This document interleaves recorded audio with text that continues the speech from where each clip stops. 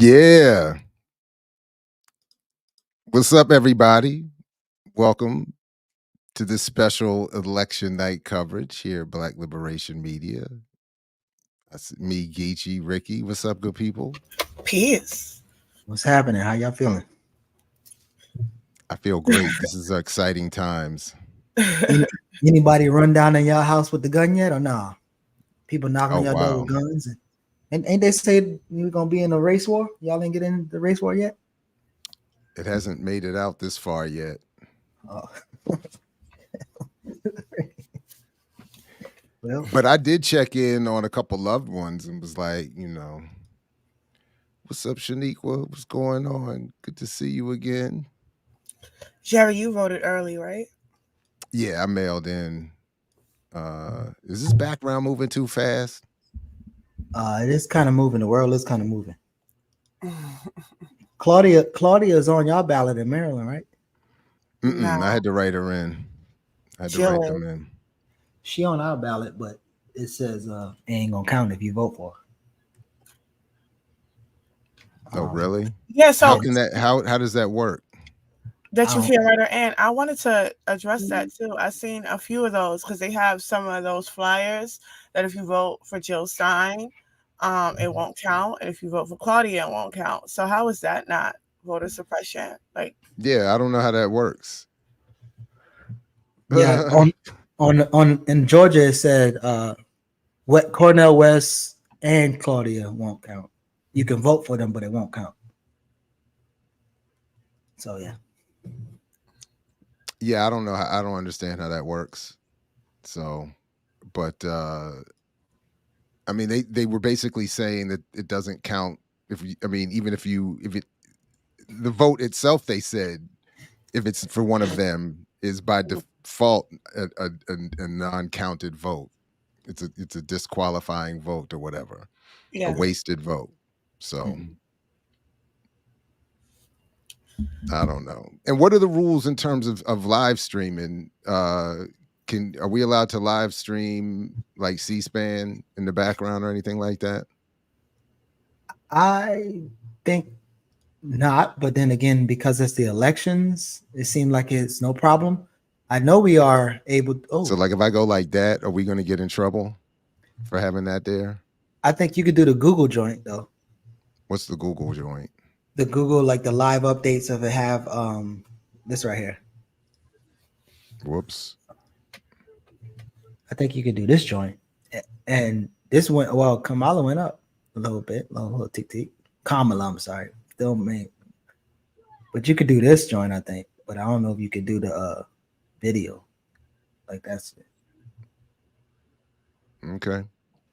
We want to 5%. Keep everybody up to date. And what's going on, everybody in the chat? Good to see everybody. Thank you for coming through. Good to see all the remixers up this late. Yeah. You're up late. This is crazy. This is back to back too. This is ridiculous. I don't know what the hell I think I'm doing. I heard you agree to 8 o'clock, and I said, "Oh, okay." I mean, team player. You know what I'm saying? And I was probably going to watch some of this anyway. So, or be awake anyway. So I figured, why not? Why shouldn't we hang out? Have a little bit of fun with it.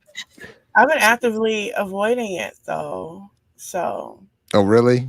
Yeah, I have no interest. Well, it's on my TV all the time, so it's in the background somewhere. But I have been trying not to pay any attention to it, or even the commentary. I am really very much like, could it be Wednesday already? Let's just move along. Because I listened to the Geopolitical Economy, the most recent episode that they had, because it's a podcast too. And well, so it was a most recent podcast that they had, and they were talking about what BlackRock said about it wouldn't matter either way. Yeah, so they were just basically saying in terms of how they see it, whether Kamala or Trump wins, it makes no difference. And they were talking about out of 500 companies or corporations, 335 are connected to BlackRock and these other two entities, and they are connected to both parties. So it does not make a difference for them. So when people talk about in terms of voting for economic policies, one, there's not much varying difference between the policies, except for like they're hovering on the tax thing. But outside of that, there's not much varying difference. But then also, look, my child. But then also, Right. The Republicans got another Go ahead. electoral vote.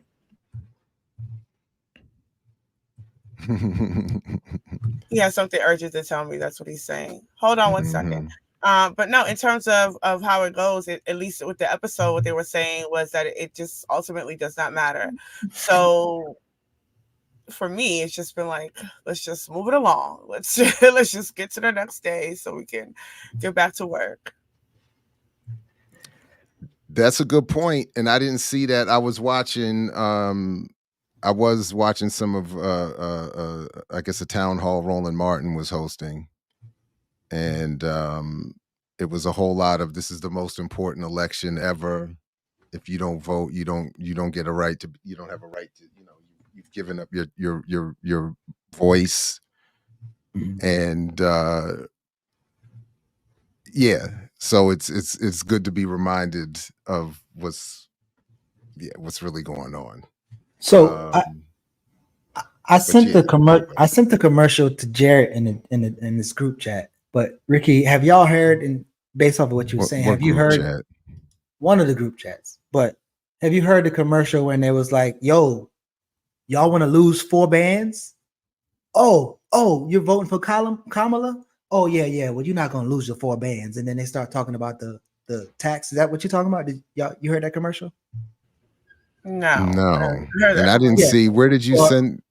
I send it in probably. So why don't you send it here? Well, because it's like I can try. It's like a radio. I did it on my phone because I was in a car. I was in a car, and it commercial comes on. It's on a loop, and this somebody was like, "Man, you trying to lose 4 bands? Yeah. Oh man. Oh, you voted for Kamala? Oh well, if you voted for Trump, you're gonna lose 4 bands and blah blah blah blah." And I'm like, Jared, I did send something in the chat. I think she wants to find that. So if you can and send that. But the Joy Reid, last night I was walking past, minding my business, and I happened to catch this. It's like maybe 2 minutes. Sure. Yeah, I'm gonna play it.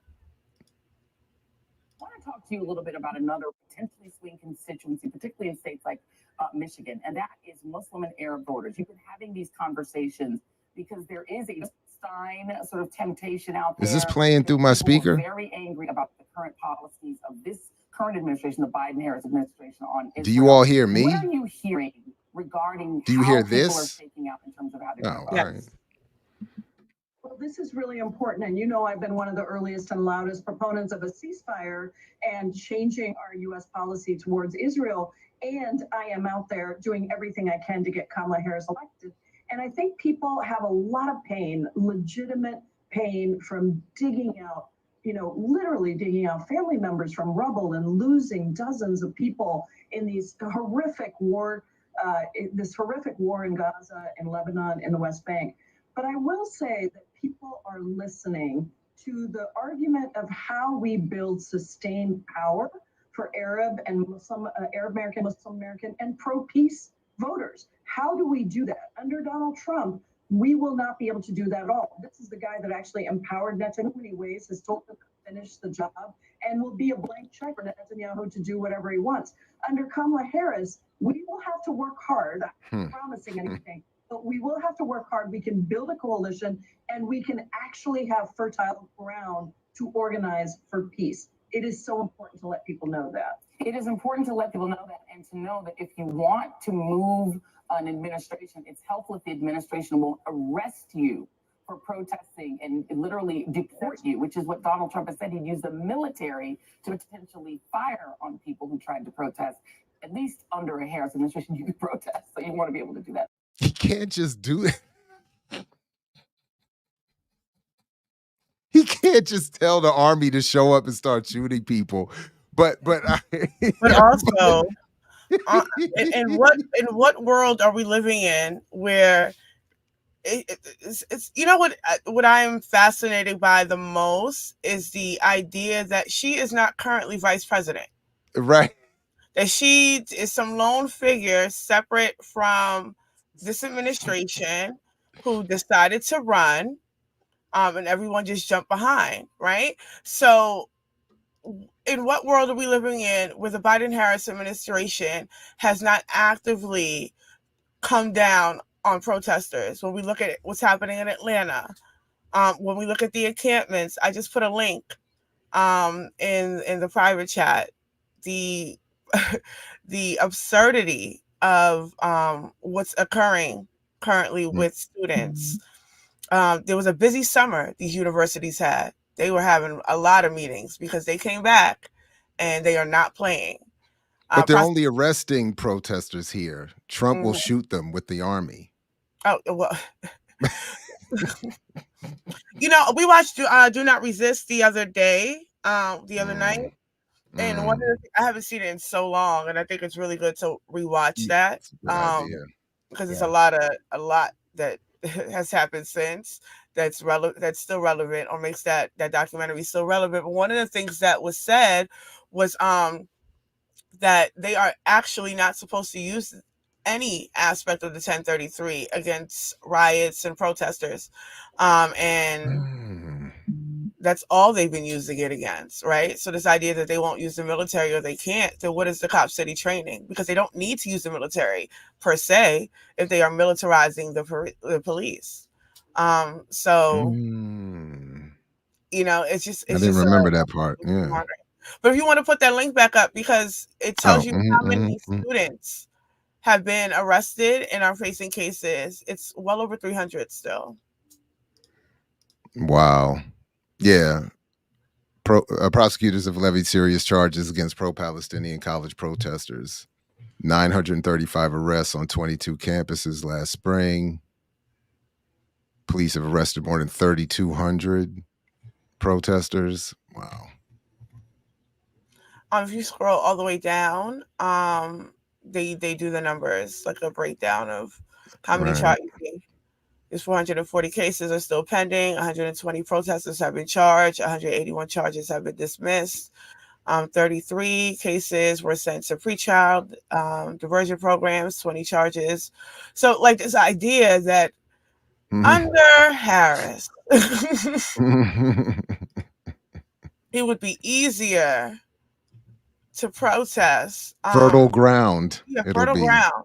Ashley saying we're not promising anything. Yeah, she said she did. We're not gonna. I can't make any promises. Of course you can't. Of course you can, because that's a pipe dream. That's like not gonna happen. So, Ricky, are you saying that? Yeah, what's up, Renee? Welcome. Hey. That things are actually not going to get better? So real quick, I found Kamal in the building. Kamal, the guy. So I found Kamal. I know you heard this commercial because you in Atlanta and you listen to radio and you always in your car late for meetings. So oh damn, my bad. I was trying to edit the last part. Ouch. It's true though. It's true. Is that Renee not showing her face again? Wait, I wonder if it's gonna show, or does it show? Oh shit! I don't know how to do this. I emailed it to you too, Jared, but I'm trying to. What is it that you don't know how to do? I'm trying to play the little video. I'm trying to play the little video from the commercial, but I don't know how to. Hold on, it's not a video file. Well, you didn't say. I emailed it to you, and I know, but it's a whole file. And you have to down. It's like really quick. It's like all right. 50. Hold on. Good Lord. No. So anyway, it's a commercial that it starts off as like, man, you're just trying to throw away 4 bands. And he's like, yeah, All right, man, you here want we to throw go, away here 4 we bands go. or whatever. But I ain't catch that. Trump means you will lose an additional $4,000 to $5,000 a year. If Trump is elected, he plans to add a 60% tariff on all imports from China. Anything in your house that says made in China, take the price that you paid for and add 60%. He plans to add a 20% tariff on all imports coming from every other country. With Kamala Harris's opportunity economy, she's not hitting you with the sales tax of doom. She's providing tax cuts to the middle and working class, so that means you will save an additional $4,000 to $5,000 a year. Plus the $25,000 she's literally handing to new home buyers. Like, you know who to vote for in this November's election. It's Kamala Harris. Paid for by FFPAC, ffpac.org, not authorized. So basically, you're gonna vote for Now Kamala. niggas know about Oh, you.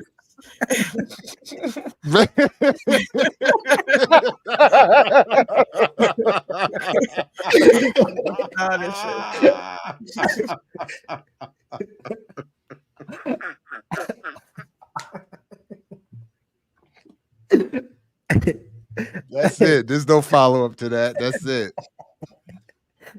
For real. But I do wonder how many people listen to that commercial and was like, what? 4,000. Like, what does that even mean? People start looking at their products. Is this made in China? Right. And she just handing money. She just handing out 25. Yeah, that's funny. No, but it start out way funnier than that, but I can't catch it in time and I can't find it. But he start off with like, yo, you trying to throw away 4 bands? Yeah, you trying to throw away 4 bands. Oh, you voting for Kamala. And then he start talking that dumb shit. I'm like, man, this is you throwing away money if you vote for if you don't vote for her, I guess is enough to say. I mean, at this point, I think me and Kamal should make another commercial. We can do better than that. You should. I think we can do better than that. They don't even play a commercial on this channel, by the way. Oh, I have the first update. I have the first election results update. Thank you, Kamal. We already did that, Kamal. That's late. Yeah, I did this already? Yeah. Well, it's 19 minutes in, but yeah. You thought you was just going to show up here and fix everything? Like we was just... Right. Look, Kamal, just do what I did. Just come up on screen and keep your mouth shut. Yeah. That's never my Kim is in the building too. Kim is in the building. What? Kim, whoa, what's up? What's happening? Yo, that's what I'm talking about. That's what I'm talking about. Kim, just for you, new election update. Donald Trump is reportedly winning Florida.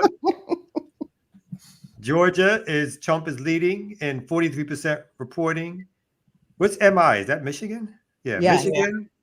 What's happening? High level analysis. You don't know what MI is? My analysis first start with the initials of the state. What's going on in Michigan? I'm interested. I'm very Michigan, interested. 62.4% is Kamala has 62.4% of the 4% reporting. Kamala is up in North Carolina, 9% reporting. She's up in Pennsylvania with 7% reporting. Those Kamala. Don't be fascist. But look, Right. Only Kamala. in North Carolina, I think the governor's race is a little more interesting. How they let that man get that close? Mark Robinson is pretty close. I don't know if you all seen that. I have not seen that. Who is he running against? The Black KKK, right? Yes, the Black. That's right. That's right.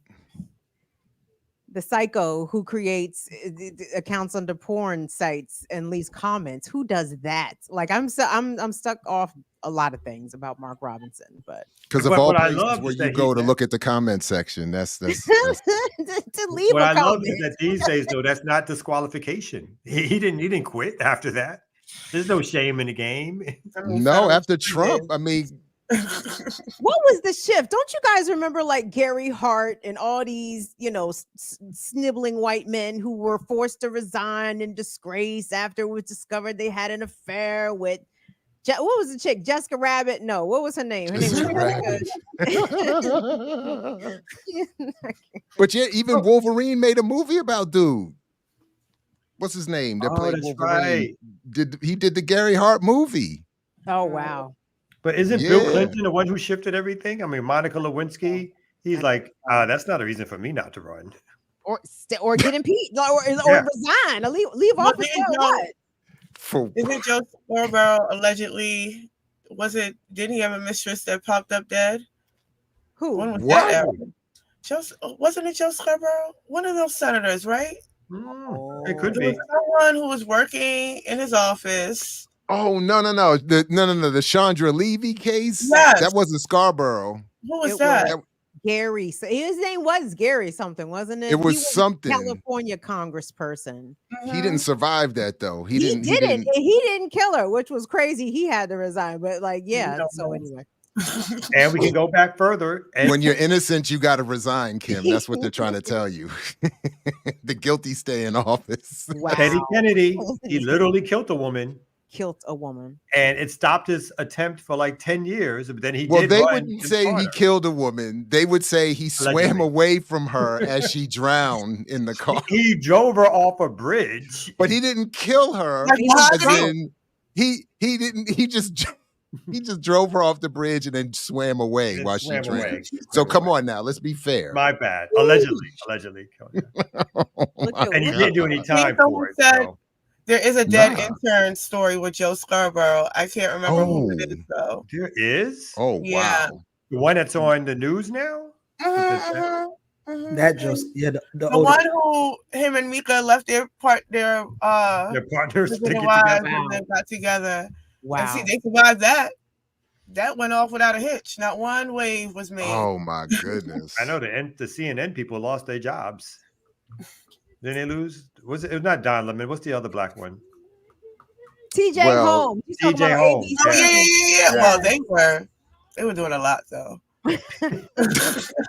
I saw the footage. All of them do a lot. But yes, the black ones have to lose their jobs. It's amazing how whiteness works and It wasn't preserves. discreet enough. Oh man. Yeah. Well, we're not anymore because now you have to know that to bring it back full circle. You have the person running for governor in North Carolina who said, "I'm not resigning, and maybe I'm going to win this race." So Jared, what's the worst that can happen if we play one of those videos you want? Like, we can't be more demonetized, right? No, I mean they could. Well, Watching C-SPAN. they could cancel. They could cut off the live until. But then they do restore the live once you stop streaming, which you're not supposed to be streaming. We learned that when I was doing the cartoon. We were showing all the World War II cartoons, and they cut the stream the Saturday Night Live cartoon. That's the one. The one. Anyway, one of those streams. They just cut it off, and then they said you could, they'll restore it once you. So I don't know. Well, So I just had. This is the Trump story that Ricky was just talking about with Scarborough and Trump having a little. Like, I was just putting that thing up there. Did we get in trouble for that? That little teeny tiny soundless. Oh, behind you? No. Mm-hmm. It's a video of somebody looking. Oh, It's just C-SPAN's coverage. That's C-SPAN. C-SPAN, we might be in the clear for C-SPAN. Yeah. So I mean, let me know. I mean, I can put it up so we can hear it if you ever want me to. Man, ain't nothing to hear yet, y'all. Okay. We're talking about 4% precincts reporting. Wait till they get into the Alabama part of Pennsylvania. Okay, like it's okay. Like that's cool. Y'all started counting in Philly. Awesome. Wait till y'all get to the fucking the rednecks. Wake me up when we get there. So yeah. Oh, I'm sorry. I might you be alone in did. that. I'm sorry. If y'all interested, don't let me be. No, the- I'm not Don't pressed. let me be the Grinch I'm that's more throwing interested up in tonight. this. Don't I'm more let me be interested the in this Grinch. right here. Wait, what happened? What? Larry Hogan? Wait, what happened? See, I know I Whoa. didn't get up. I remember hearing What happened? Oh, Yeah, what happened what's here? going What is going on? on? In What's the happening? Marylands.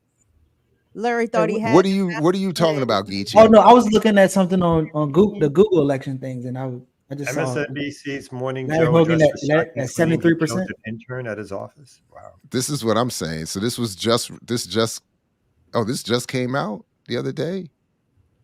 Oh yeah, October 28th. Wow, okay. This is a news story. Wow. MSNBC's Joe Scarborough has reignited his long simmering feud with Donald Trump over the former president's claim that the morning show host killed an intern back when he was a congressman.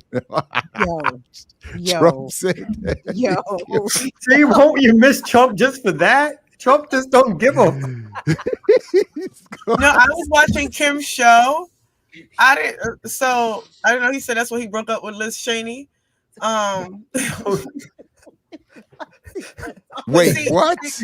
Yeah, I don't know, Kurt, if you have that clip. If you want to play it here, because I know Will played it for you. But that was interesting because I know I don't know if it was yesterday or the day before, but he was on stage and he almost called Kamala a bitch. He's like, that. I don't want to say it, but like he did that. Oh my God. So then I'm like, okay, so I saw a supercut of folks. They were interviewing people on the street on TikTok, and they were like, "Do you find Trump hilarious?" Everyone said they found Trump hilarious. Well, except for a couple. But the people that said that they found him funny were like myself, remorseful. I feel like shit that I laugh at Trump. Like I felt like finding Trump funny makes me a bad person. Like in addition to him being terrible, right? So like it's so hard though. Like Kim, it's so hard not to laugh at him. He's so absurd, man. But it's like it doesn't end, Renee. Like he hasn't stopped producing. You know what I'm saying? For real, he got more one-liners that it's no joke. It's no joke. Umar Johnson. What happened? Wait, what? The white Umar Johnson? Is that what you said? said? The whites. That is true. Umar is hysterical, but I also cannot be laughing. That is true. He's a very unserious person, but very funny.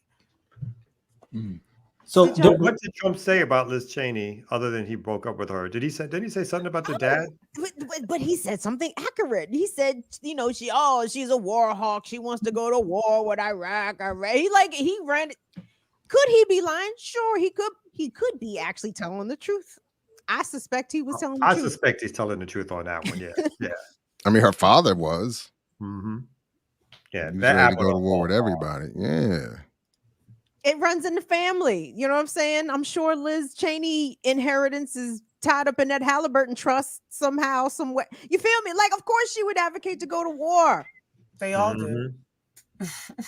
Run that Raytheon money. Didn't Raytheon change their name again? The villain's trying to rebrand. Didn't Raytheon change them? One of them did. I can't remember. Was it Raytheon or Lockheed Martin? I thought somebody. No, Lockheed Martin is still Lockheed Martin. No, Raytheon changed its name to RTX Corporation in 2023, but RTX. Yeah. Yeah, that sounds less threatening. It sounds like a dirt bike brand, anyway, let me shut up. Anyway, the RTX 5000s. I don't know. Well, they keep suggesting Georgia was going to be close, but unless they're not counting Atlanta or the metro Atlanta area yet, 52% reporting Trump is at 55% and Kamala is at 44%. So again, they were expecting Kamala to win Georgia. Well, Biden won. Biden won. Yeah, Georgia. Biden won. Yeah, and they were expecting it to be close, like 1, 2, 3% difference. So again, they could have been 9 or 11. I can't count. What's 55 on his phone? So they could be counting if they haven't counted Atlanta area yet, then of course that still means a lot. But if they've already started counting in the metro area, then there's no way. So what did the voting look like in Atlanta? Was it long lines, long waits? Was it Kamal don't know. Did he tell you this morning? He didn't even know who was on the damn ballot. He might have seen it as he drove by. I saw a long line. I saw a long line. Like, what was that for? Yeah, the new Jordan's out. What I did notice, I was like, everything was easy to get to today, and I was like, why is that at first? It was actually.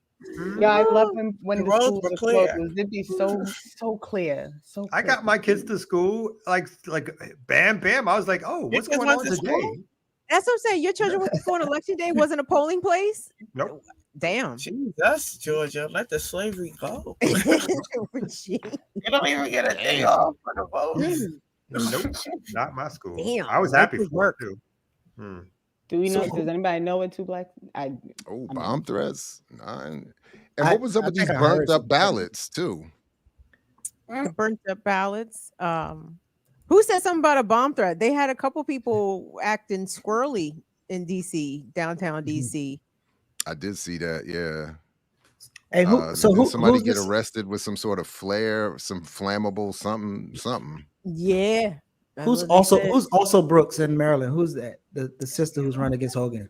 She's the Prince George's County executive. Marilyn Mosby. And why she, Exactly. Normally, Pete why she County ain't winning? attorney. Why she not winning though? That Ain't look, like- what is that, Kamal? What is that? Got a little cocktail, a little watermelon Is cocktail. she losing? Hey. Hmm. With milk in Ooh, it? it is good. Mm. Little spritzer in there, little vodka. Hey, Vodka. Don't let the Is that- red. Don't let the that's red. like the best drink. That's not saying I'm going for Trump. It just happens to be a red fruit. So I don't want nobody saying nothing about that. Dang. Wait, who hold said on. she Is could be Angela also? president? Is she losing? Is Ultra Brooks losing? Oh, she ain't even close. It's not working out for her right now. I thought at least she can be Hogan in Maryland, right? No, How much? How much is done? How much is Yeah, everybody? what's the it's turnout? like so it's it's like 72.9 to 21.3. Damn. So it's That's not bad. Wow. How much has been counted? 6,000 for Hogan and 1,000 for her, and then Mike Scott got 480 votes. No, like how many precincts are counted? I don't know. I don't see that. Oh, Yeah, the way bottom. Just I real feel like quick, it's- you see that is it two finished? blacks said they're blaming Russia for bomb threats. Oh, Blame this- Russia for everything. here we go. Oh well, And Russia. Russia is fighting a war in Ukraine and bombing the United States at the same time. Okay. This says Right. less than 1% of the estimated vote total has been reported as of for for Senate. Maryland, the Maryland Senate. Yeah, I don't think we're gonna see much for. For Oh her? wow. Yeah. It's gonna be. I saw one of them said it won't until tomorrow. Yeah, I don't think the election, unless the polls are way off, we won't know the actual winner of some of these elections until tomorrow at some point. Mhm. Well, there's a link we've in all the dedicated to chat. stay alive until all ballots are counted, all votes are counted. No, I'm just playing. All the lies. says the one who will catch a nap in the corner. Quick. I'm almost there now. Watch out now. I might That's why be you out gotta in 5 stop minutes. drinking, Jared. That drink put you down early, sir. You know, you Yo, don't metabolize it the way you used to. That's not the Kool-Aid you remember it to be in your youth. Not the cackle though, Jared. The cackle. I know. That's the cartoon villain cackle. That's the whoever Inspector Gadget opponent was. Cackle. That man sleep through anything too. Dr. Lord. No. Who was that nigga with the glove? I'm sorry. In the So joke in here the we have a top. report from the FBI. Hoax bomb threat linked to Russia, target polling places in battleground states, FBI says. I don't believe it. Oh, the Let's see what trustworthy the FBI FBI. Where's Let's see the what the FBI evidence? has to I want everyone in Georgia to know that I've led on making sure that we lead the nation on having fast, secure, and accurate elections. I talked a little bit earlier about that Russian hoax and that bomb scare. I just want to make sure everyone understands this, that Georgia's not going to be intimidated. Okay, cool. Russia has just decided they picked on the wrong Georgia. Oh, God. We need to pick on the other one in the Black Sea because Oh, we're shit. not going to be intimidated. Oh, Oh, that shit. was funny. That That was funny. Okay. 99% of his audience was like, "What is he talking about? What is he talking about? What do you mean two Georgias? Where is he What talking other about? Georgia? Ain't no other Georgia." Right. And you But can't even speaking take of Georgia, his meme. Musa sent something about a report that came out today that the voter turnout in Georgia has been affected, well, at least in Atlanta, has been affected by the suppression for the referendums. So we'll see. That how is what, yeah. So we'll There's see how that turns out. The link is in the chat though, if you want to. I'm also curious to see how this all works with the whole we have names on the ballot, but you can't select them thing. I mean, you could select them, but it just ain't gonna count. But are they going to toss your whole ballot? That's what it says. Well, some of those That's what signs it said, say as right? much. Yeah.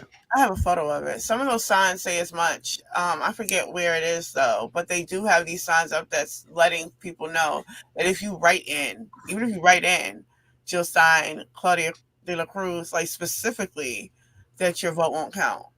Oh, really? Yes. Yeah. So that's I thought started. I Stein was like, how is that not voter suppression? Stein didn't clear in Georgia? I thought No. Erica's talking about another state. She's talking about another state, but in Georgia, Stein is there. Yeah, she cleared in Georgia. Yeah. But in Georgia, was up it's to the Secretary of State, right? Like it was his decision after the court decision, right? I believe so. And he ruled that way. That's interesting. Well, I'm just not understanding how once the ballot's appointed, you're still making changes as to who can be on there. He would want Jill Stein. He would want Jill Stein on because his assumption would be that she would take votes from Harris. She went live on IG. Is she live now? Is that what you're saying? Yeah, she's live on IG, and we could text Butch if y'all want to. When I'm joking, but in Georgia, it's Wes and Claudia on the flap that says you can vote for them, but it won't count. But they even got Jill Stein billboards in Georgia right now. So again, which is such a weird thing. Like they won't even tally those votes. Like is that what I'm not understand? Like well, that's what I don't know. It's not clear to me. And it's probably intentionally made that way, confusing. Because it does seem more of a scare tactic that that your vote won't count, but they don't tell you in which way it won't count or how it won't count or to what extent it won't count, or if they're just going to throw your whole ballot out. Like if you write that in, does that disregard the rest of the ballot?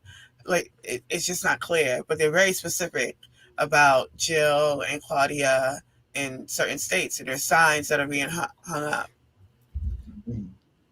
I don't know if I can send the photo. That's bananas. And then when you tell people, like, Dems are no better when it comes to voter suppression, they be looking at you like you have three heads. Do you know how many people don't understand how much the Democrats do this all over the country? They have no clue.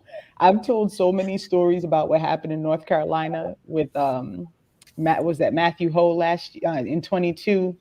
When they were lying, Democrats were lying to people, like calling folks up and telling them stories to get them to unsign, like to remove their signature so that they could try and kick him off the ballot.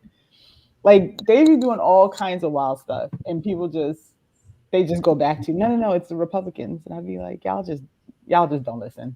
But okay, like I don't even know what to tell people anymore. It's so out of control with like how because people understand. The conservative media doesn't play up those sort of shortcomings of the Democratic Party in the ways that they should. This is how they're all beholden to the same masters, right? Because like MSNBC is quick to tell you about some corruption that Republicans do versus the Democrat. I mean, rather the conservative media will sensationalize, they're killing fetuses as soon as they come out, like that kind of shit, but won't highlight the fact that the corruption is there on the Democratic side from that aspect plainly as well. But I don't dig this. I don't dig what the next few days sort of portend. And it's not like in a doom scrolling kind of way, but just the confusion is just going to be that much more amplified. And regardless of who wins, who loses, everybody's going to be insufferable. Trump's people are going to be insufferable if he wins. Kamala's people are going to be insufferable if they win. Like it's just for folks that have similar worldviews as those on this platform and who are viewers of this platform, it's like it's not going to be fun for us either way. Like we're not going to be happy to be or that DC's about to get shut down for Kamala inauguration fever. You know what I mean? Like that's going to be ugly. I'm not here for that. So I wonder. So I've been hearing a lot of arguments around PSL and the other party should have collapsed around the the Green Party to make sure that they get that 5%. Like, what do y'all think about that argument? Do you think that they would even get the 5% without that collapsing around it? Or, and by collapse, I'm meaning they all kind of pitch in the support and say vote green. Like, what do y'all But think about didn't that? they though? Didn't Claudia do like I In, thought it was in a that? couple states, yeah.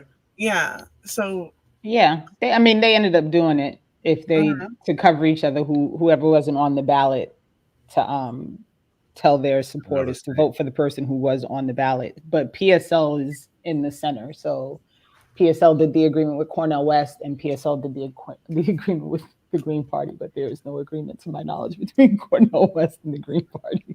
Was it So more states than just Georgia and Pennsylvania that it was like Alaska, Montana. It was a Iowa, list between yeah. all of them. Yeah.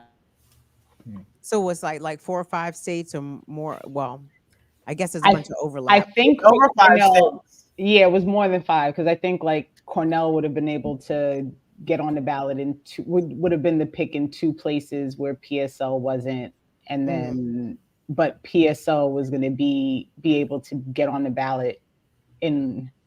I think Cornel West was pushing people in like 5 states to PSL. Yeah.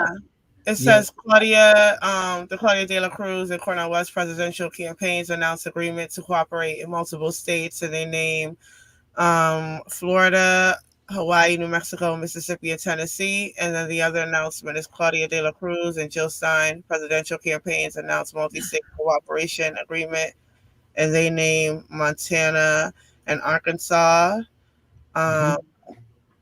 Indiana, and North Dakota. I think Musa's question is important. Claudia, Jill, and Cornell are collaborating in 7 states, I believe. But that question is, if they do get the federal funding, who keeps it? And whoever gets the votes keeps it.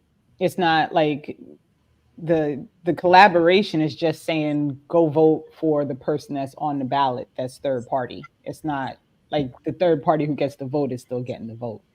And is it 5% in The- any the- state, or is it 5% total? I thought 5% total. It's 5% total across the Total. nation. 5%. So that means if it's 5% total, then that means Green would only get the funding then, right? Is what you're Right. saying? Right. Yeah. Oh, Yeah.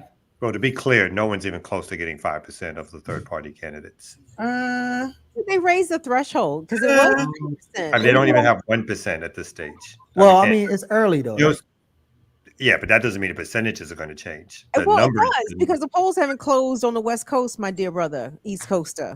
yeah. But she has right now. If we look at what she has 0.4% of the percentage of votes so far. So Donald Trump, currently the predictions are that Donald Trump is right now at 101 electoral votes based on the states that he is leading and similarly winning. Kamala Harris now is thought to have 71. Joe Stein and 0, and Chase Oliver, Libertarian Party 0. I think they may have more results. So they may have Robert Kennedy, who's still on some ballots, I guess, has 64,000. And other candidates, and that would include Claudia Oliver. and Cornell, have a total of 63,000 between them all. But right now, just the Green Party has 0.4% of the total amount of vote collected. And so it would be a big stretch to get up to 5%, I think, even at this current pace. But that's just what I think. She got a percent per time zone. Wait till we get to it's going to watch. It's going to go. It's going to launch. It's going to launch. Wait for Texas. Wait for Texas, man. Texas and California. Just wait. Texas is going to mean a lot to Joe Stein. I doubt. You never know, bro. Oh no, you do something. Some things you can calculate. Yeah, not Texas. I mean, but the Georgia and Pennsylvania are a big blow to third party candidates just because of the concentration of Black folks, people of color in those particular spots. I think Jill Stein probably would have performed pretty decently in Pennsylvania, to be honest.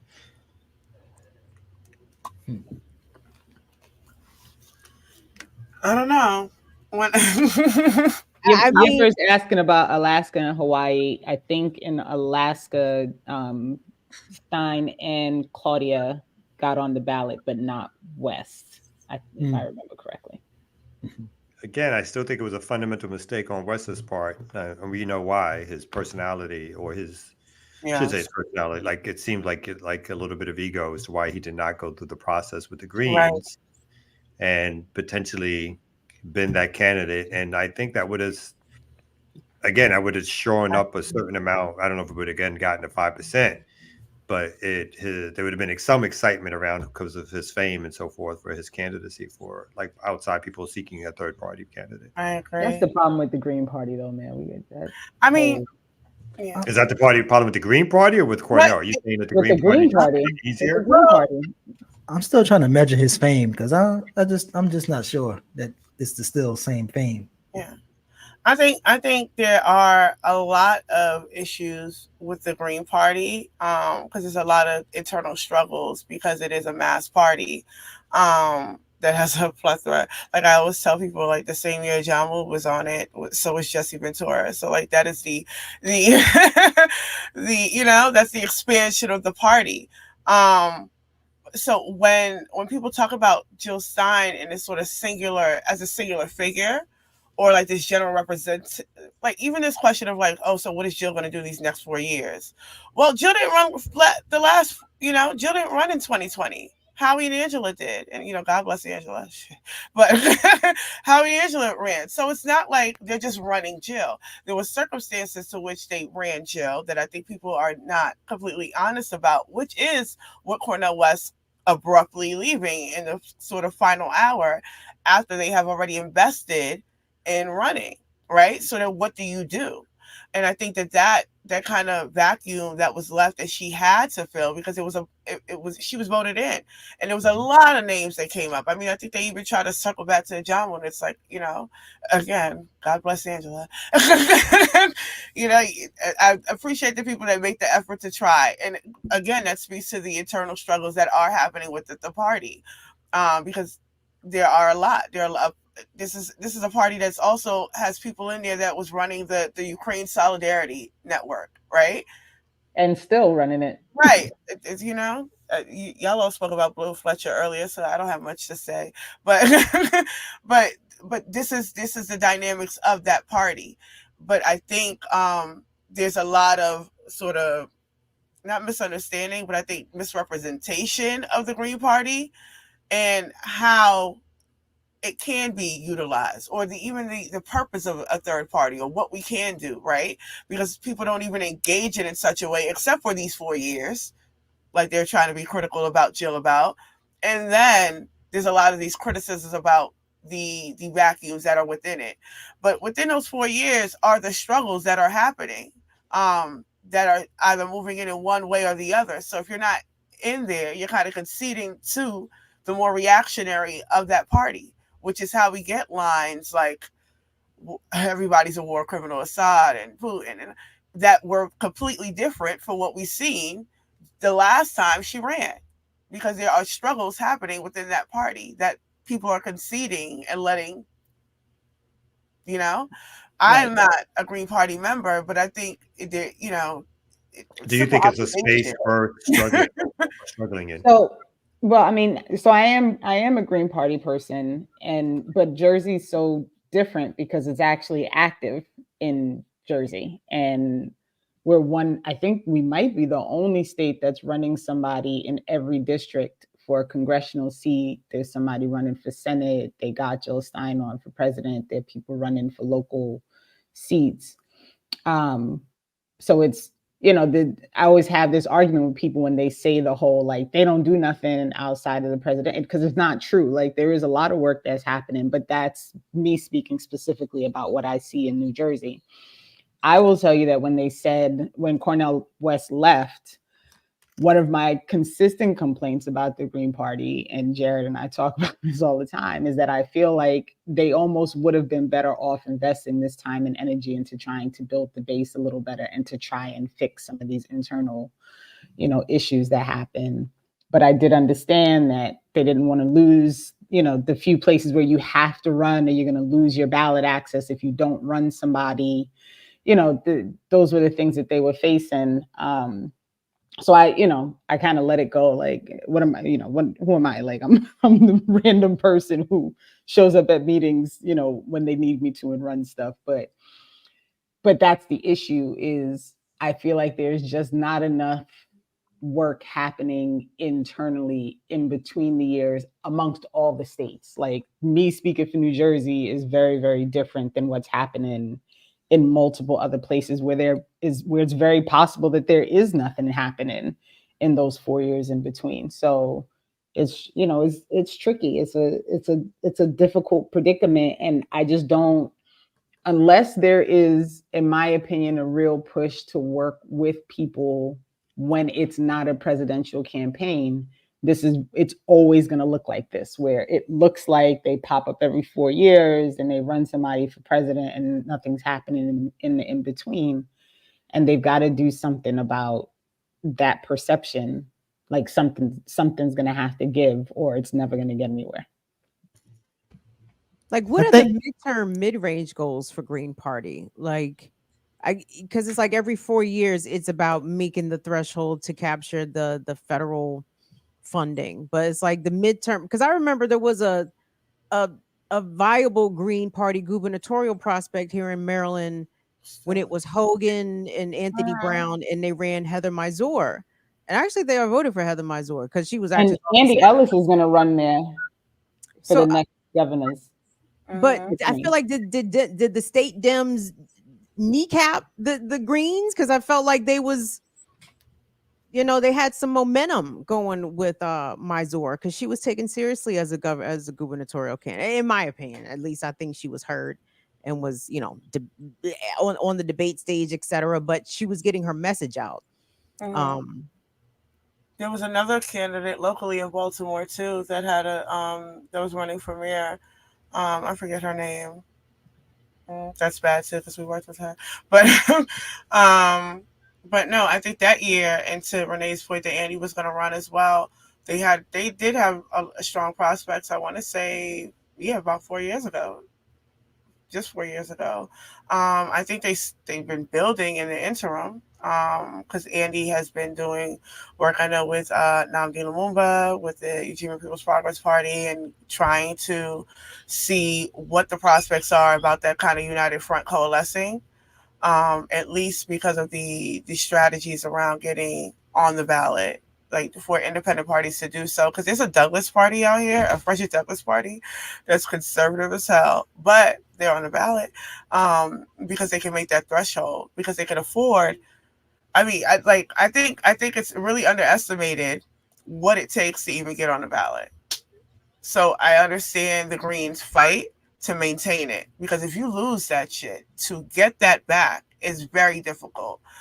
Because even to get, like, not PR, but even to get, what is it, consultation, that shit is in the tens of thousands, right? Who is affording that as a grassroots sort of independent organization trying to at least get on the ballot so you can get on a stage to make your pitch and get your line heard and to the masses of people, right? So, and then that's one impediment, and then you need 20,000 signatures when before it was 15, and before that it was 10. So it's like it keeps going up and up and up.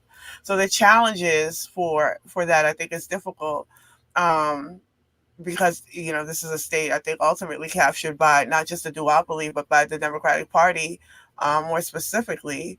And so they possibly do create barriers. But I would say I don't think that the Greens in this area are not active. I just think they probably have taken a step back, most likely to consider what is the next strategy, what is the next process for us.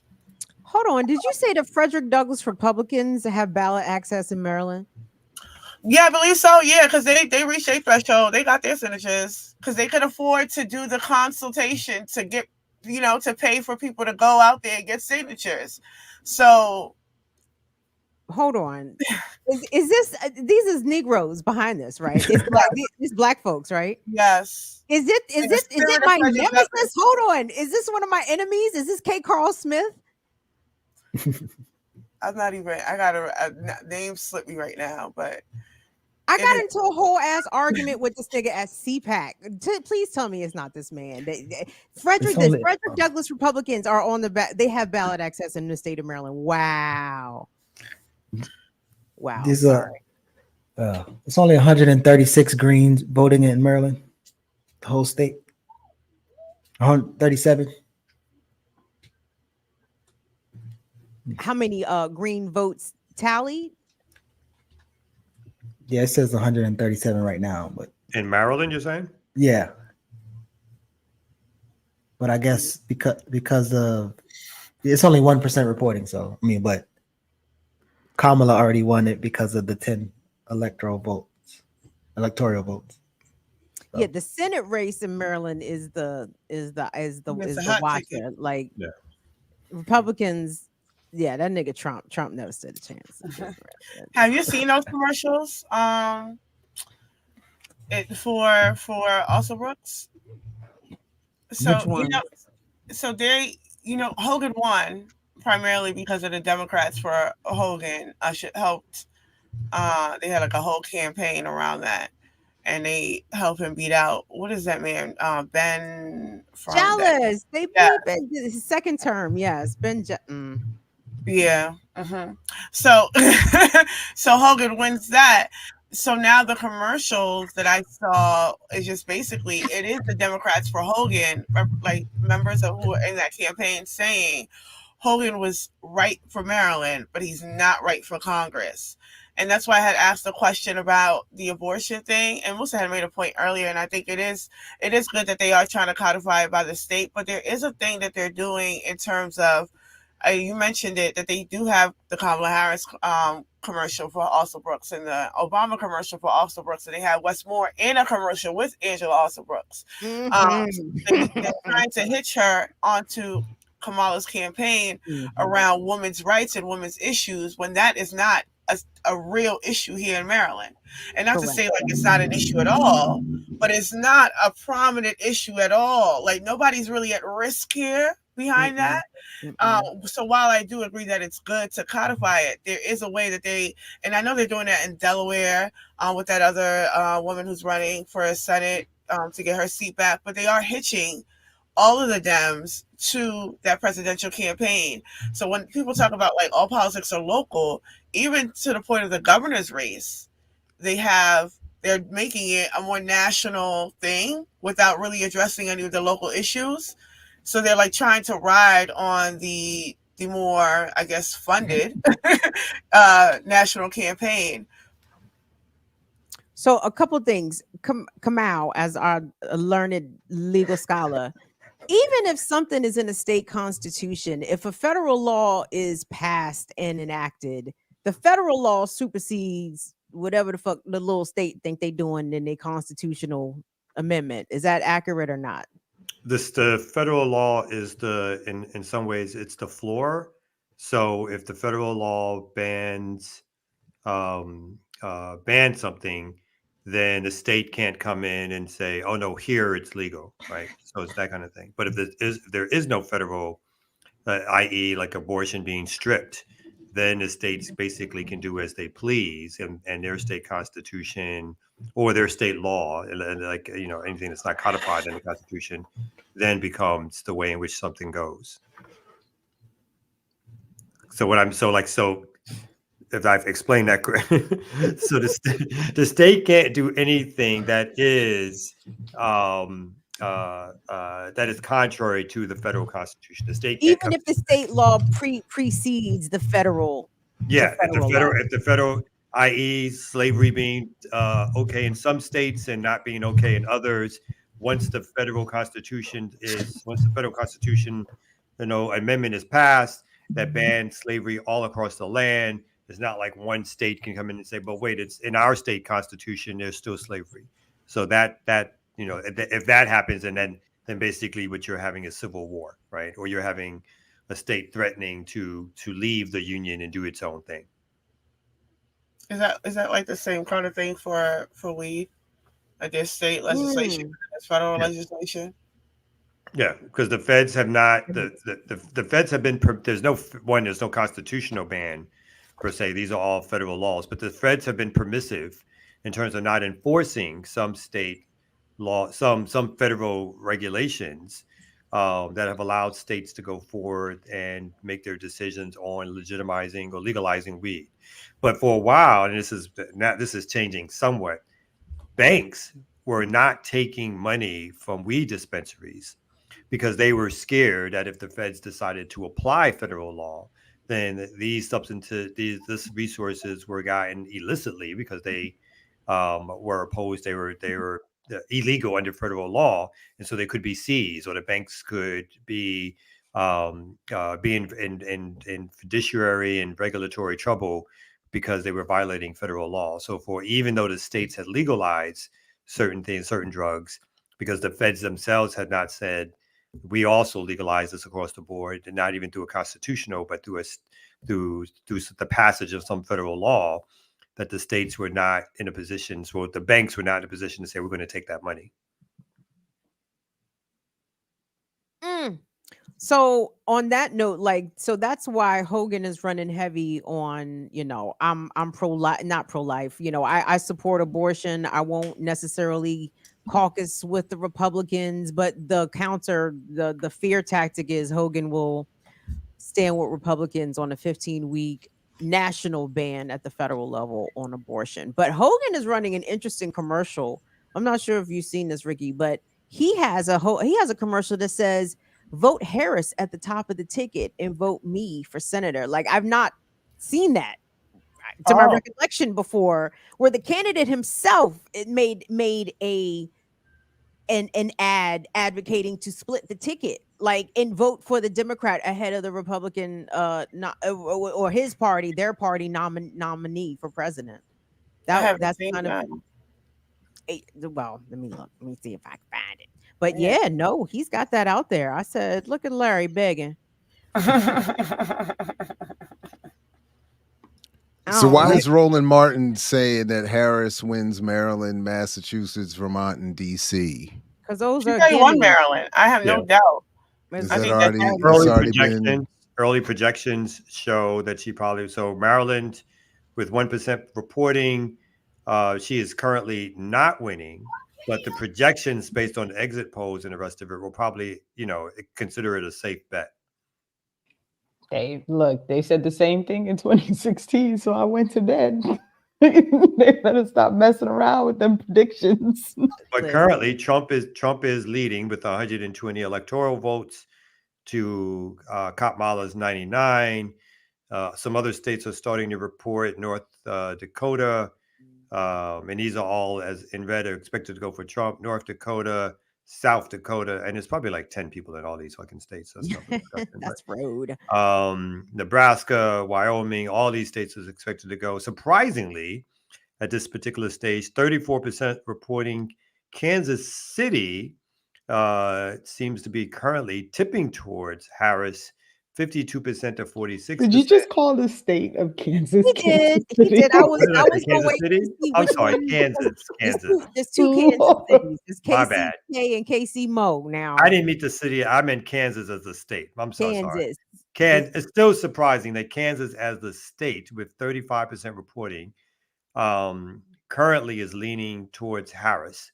But again, there's 65% to go. So we don't know how that's going to go. But that's, to me, slightly surprising at this stage.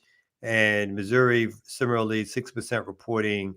Harris is up by 51% to 47%.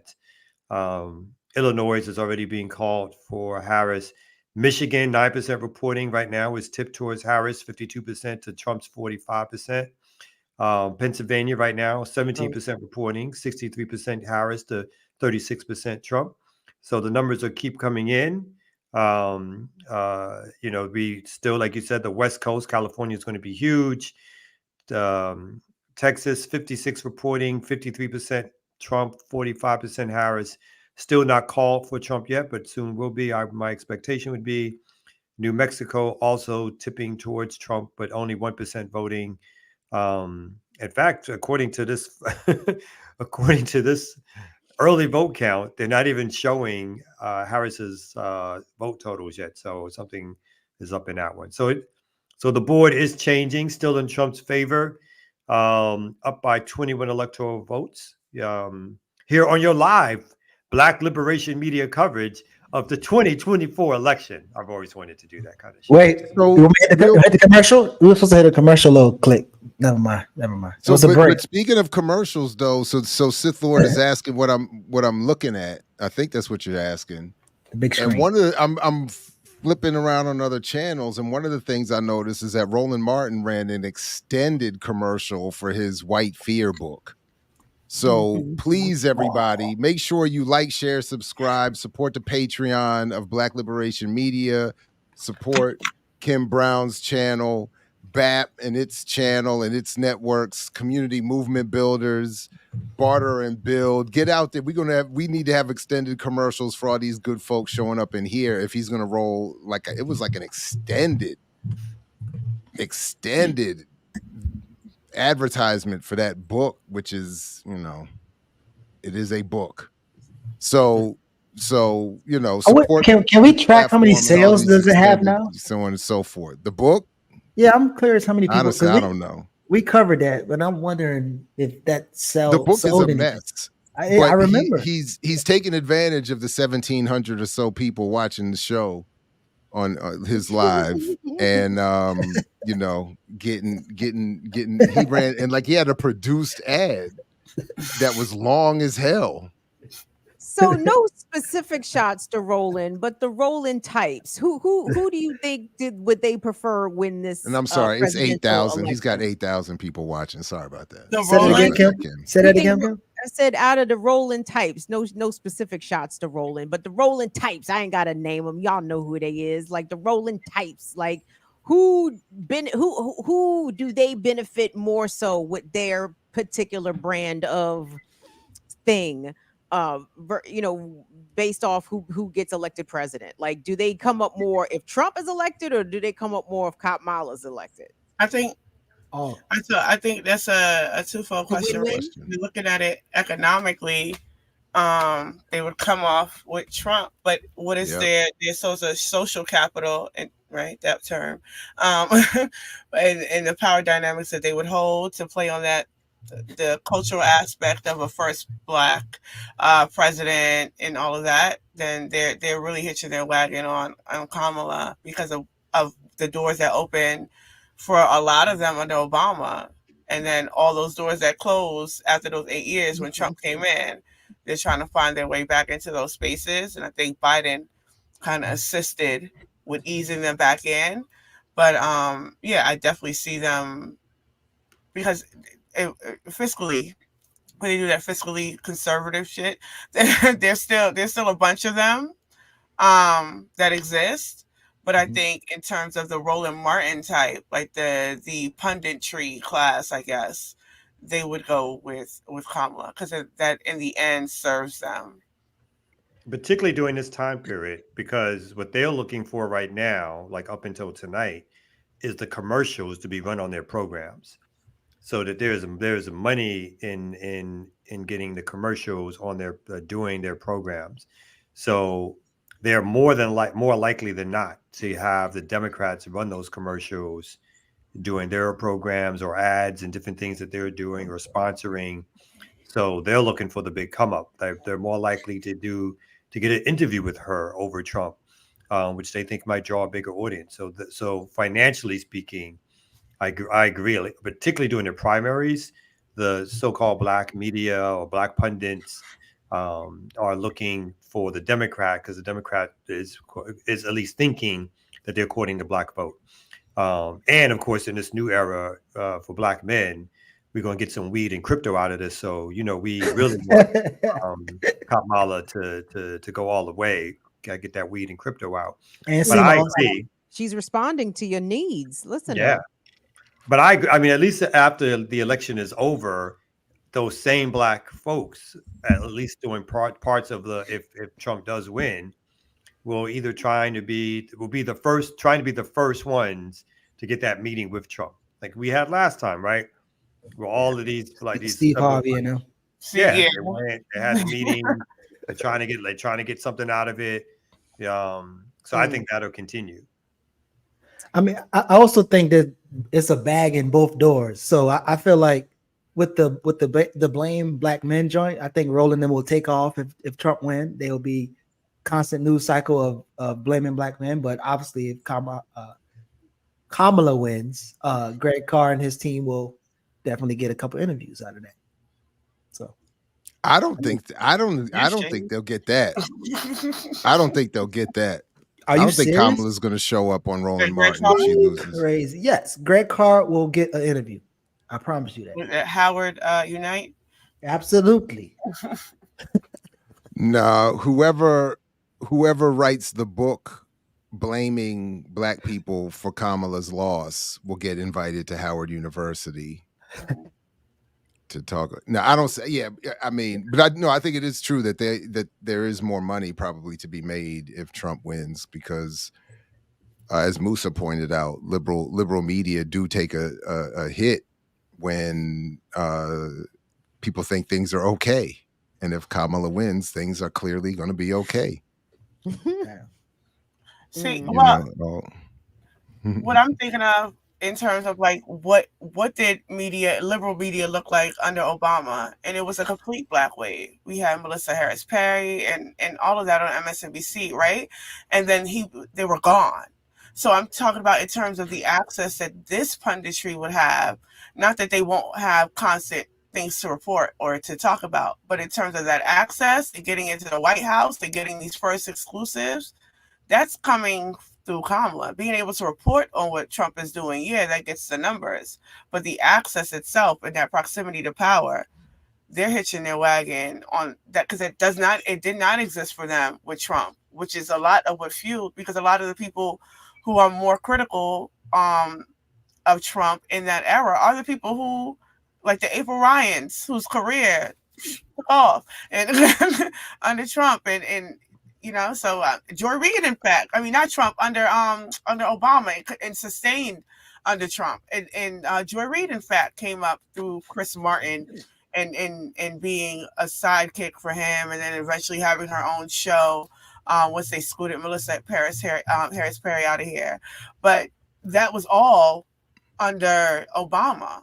And then all of the color left. Then they were bringing in people from Fox News to come in and do the punditry. What did they say Melissa did? Did she get blamed for something? What happened to her? For a lot of things. Well, you remember the Mitt Romney grandson thing that she had to cry on TV and apologize for?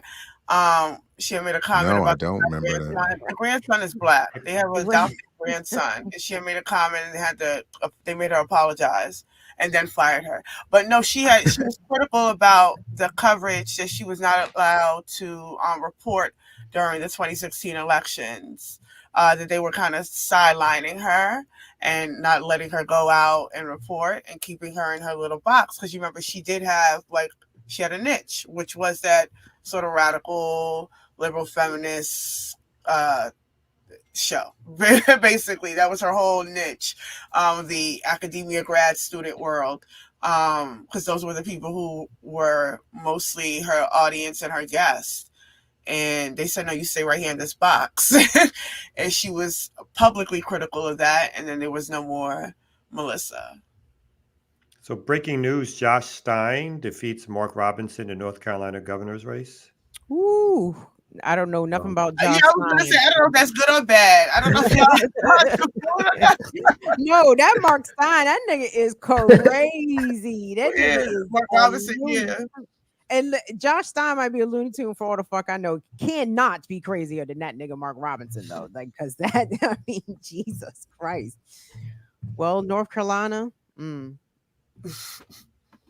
Wait a minute. What is this Beyonce Pam Anderson video thing? Do you all know about this? I was just asked. Somebody sent this. Anderson, so I'm interested in what you're talking about. Apparently, I don't know if we can play this without getting in all kinds of trouble. So I'm gonna turn the sound off. But it's Beyonce doing Baywatch. Oh, yeah, that's the only Pam Anderson I knew. So yeah. And apparently, this video encourages people to vote for Kamala. But where does why would she be doing Pam Anderson? Halloween? Was this her Halloween costume? And I'm sorry, and that is Beyonce? Is that That is Beyonce. Okay, my bad. Oh, don't act like you don't know. Don't do that. I don't know. I mean, You I'm, ain't, don't I'm looking. listen. That No, I'm pink drink, looking. that pink My- drink my ain't that attention is strong. captured. Come on. It's my attention is there, but I don't. But all that stuff, I did not know. Why though? That reminds me very much of the what was the intro to the Olympics? Remember we watched Jared, didn't we watch the intro to the Olympics and she did the whole blonde wig and the flag and the whole why is she always doing that? What's going on? She did, but I'm just and the person who sent this to me was joking, saying that I should be able to perform some propaganda analysis, and I'm confused just at the reference. I don't understand, why would she pick Pam Anderson? Is there something about Pam Anderson that, or is it just the Baywatch thing? The I don't know. Both the blonde bombshells. You know, Beyonce, I'm sure, is still looking very nice in her bathing suit. Well, surprisingly, Pamela okay. Anderson have some interesting political opinions that sway a little leftward at times. I've heard that, yeah. Really? Yeah, geopolitics too. In fact, really? Is she dating Julian Assange? She pops up out of the blue and makes a random comment and then goes away. So it's not like she's like, you know, part of movement or anything like that. But she Well, is. Darius says she's a legend. Wait, who's dating Julian Assange? You said what? Pam Anderson, right? No. Really? I don't know if she was dating him, but she was a supporter of him. Oh, very vocal supporter during the trial and all of that. Mm-hmm. Yeah, very vocal. Yeah. I don't know why I think that's funny. I thought that was her man for a second. When he married somebody else, I'm like, how come it went? When did him and Pam break up? My bad, I missed all that. But I remember I was still in the Navy at the time when my homeboy was sitting next to me as we were watching them tear down that Berlin Wall, and he said, Baywatch is the #1 show in the world, and the wall is coming down. And I was like, what is the connection? Because they had maybe they had maybe that's Hasselhoff. I was just looking at Josh priorities, and it seems like he's with the blacks. He got this black sister on his website. I thought this was his family, but it's not. He got the brother with the locks. So good job, North Carolina. I guess. I don't know.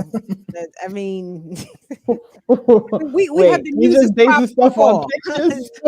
What are we doing right now? Listen, the locks is we in there. We in there. all he did was beat the black Klansman. Is that what we're saying? Yes. Yeah. Yes. The black NAZI. Not Klan. Yeah. He was very clear about wanting to be an NAZI. Robert he was said we the whole wildin', that Hey, Josh I used to was know weeding the whole two. time. I used to know 2 white heroin addicts in Highlandtown section of Baltimore who said they were going out to California to join the Crips.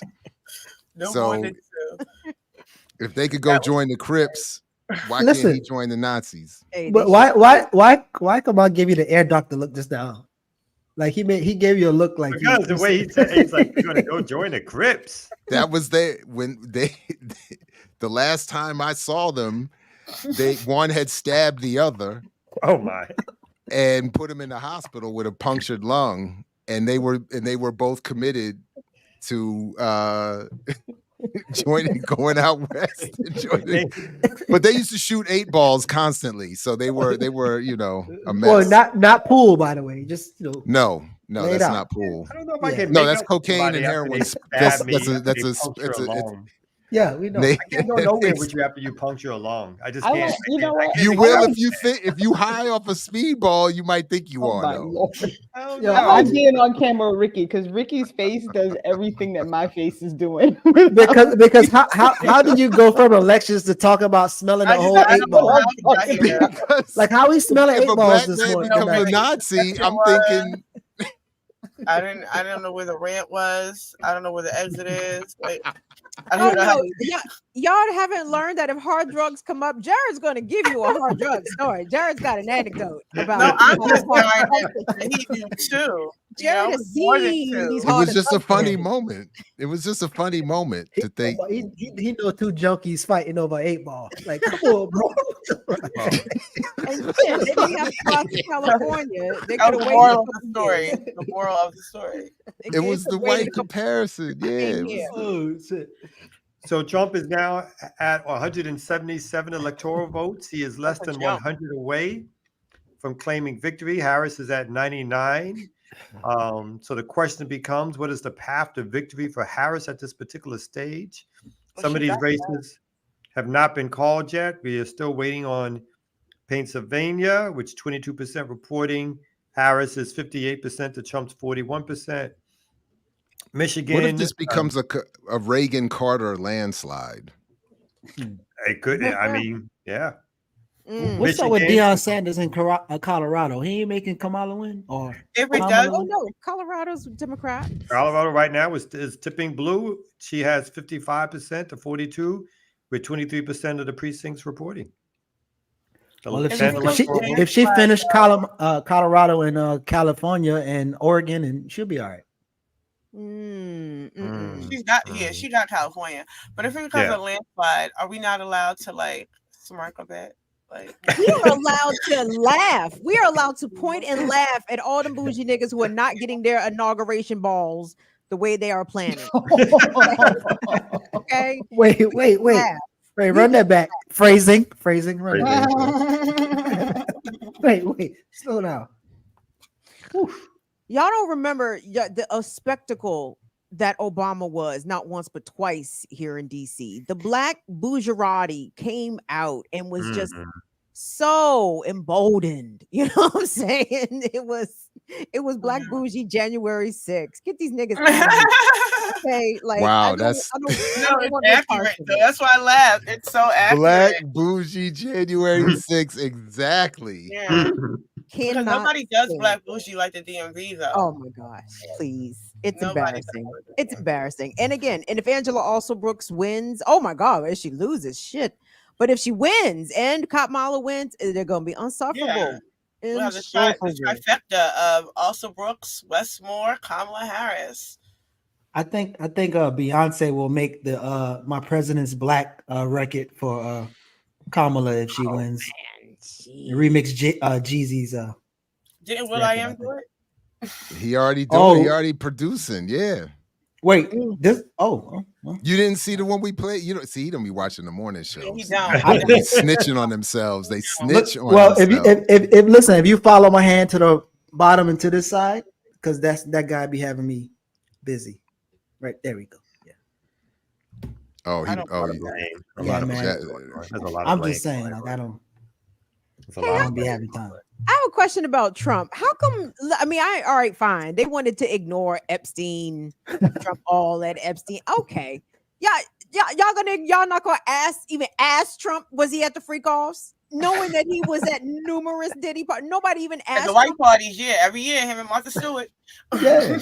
him and Martha Stewart. I mean, at the white parties, the Is Hamptons was Trump where you needed to be. Is That's Diddy how in her much- new that's how much documentary? you want. Look, that documentary. Did you see it, Erica? The documentary. Have you watched it? There's a documentary? Stewart? Oh no, I seen it. I seen it on Netflix. I She didn't was at watch the it freak yet. offs? It is there. She's got a whole documentary, man. It's Oh wow. it's something to behold. Not even gonna lie. But she's been named, by the way. Some of these whistleblowers, these sure. unconfirmed. Listen, know, she she talked was about there. going to the all white party She and was not knowing there. that she was supposed to wear all white. She talked about it. Listen, Oh wow. listen. But do y'all And not then see she the- was there every other year in Hawaii because she was there every year. Damn, Snoop going down. Snoop going down. This is that. Snoop might Ego. withstand. Listen, but Trump, I don't understand. I do understand, but I don't understand. Like American media falls down on the job in every sense of the word. But to literally not ask Trump, who has numerous pictures with Diddy, like Diddy being the biggest celebrity downfall story of the century, and Trump has been photographed and publicly attended his event. Nobody even asked Trump, have you been to the freak offs? And Trump is the most likely nigga who have been to the freak offs. I saw Joe Rogan ask him if he saw the Kennedy files in a recent pod. He had him on his podcast apparently and asked him, "Did you see the Kennedy tapes?" But I didn't see the Diddy question though. But no, he didn't. No, well, to my awareness, he didn't. But to your point, Elon Musk was just on Joe Rogan and apparently threw Jennifer Lopez under the bus because how did she not warn the world about Diddy? Okay, nigga, what's up with your mans though? Like the J-Lo notwithstanding, what's up with your boy? Like your boy is photographed kicking it with this nigga over many, many years. So now this is J-Lo's fault. Right, exactly. Well, She messing up in she messing up the Puerto Rican elections and this one. God damn, hold J-Lo. on, though. They done tied J-Lo into it. And no shade to Look at that. Melania. Look at that. You know, we stand with sex workers, but I mean, come on, you know. Oh, damn. Oh my God. Like, I'm laughing. I'm upset. No one asked. No one asked. No one has asked Donald Trump what's up with you and Diddy and the freak-offs. Nobody has asked. I'm befuddled. Befuddled. They're not asking him that question, Kim. Why not, Renee? Why not? Because they don't care. They If don't care Kamala that was he at was the there. freak-offs, they'd ask. I don't know what they. She was in the Kim documentary, so she knew enough. Whose documentary? Kim? And Lil Kim. When Kim had to go to jail, and she was one of the prosecutors they interviewed. They said, "Let Kim be a lesson to not. That's why you need to snitch and all that." Wow. I don't remember that. Yeah, I voted for a pro snitcher. Oh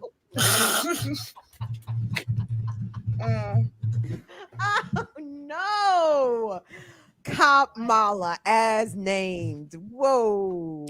Can we catch Geechee up real quick on the Will I Am joint here? I was about to pay Kamala dancing why she didn't get invited to the party. Yeah. Just look at him.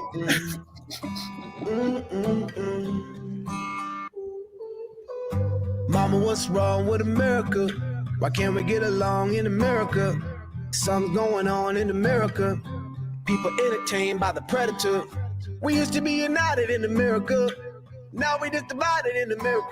Yeah, that's enough. What? Wait, were we were united? When was that? That's what I was trying to figure out. That part. We all missed I was trying to get the part. dates. But you know what we didn't miss? My bad. He said, "Damn it, Jared." We didn't miss this. How you do this? Boo. How you click? Push play. I'm trying to do the full screen. That's not playing. This is why we can't. It's right there. The two little arrows right over there. Really? That's why she ain't go to the party right there. Look. What is going on? What? She danced like Kamala a little bit, but that's why she ain't making it to the party. Wasn't that Kamala? Dance like Kamala a little bit. I said Kamal. You say Kamal? Oh, she dances like Kamal. Damn. She do not. A little bit. This is Kamala. Only move up here. This right here. Might get a little sway. Might get a little sway.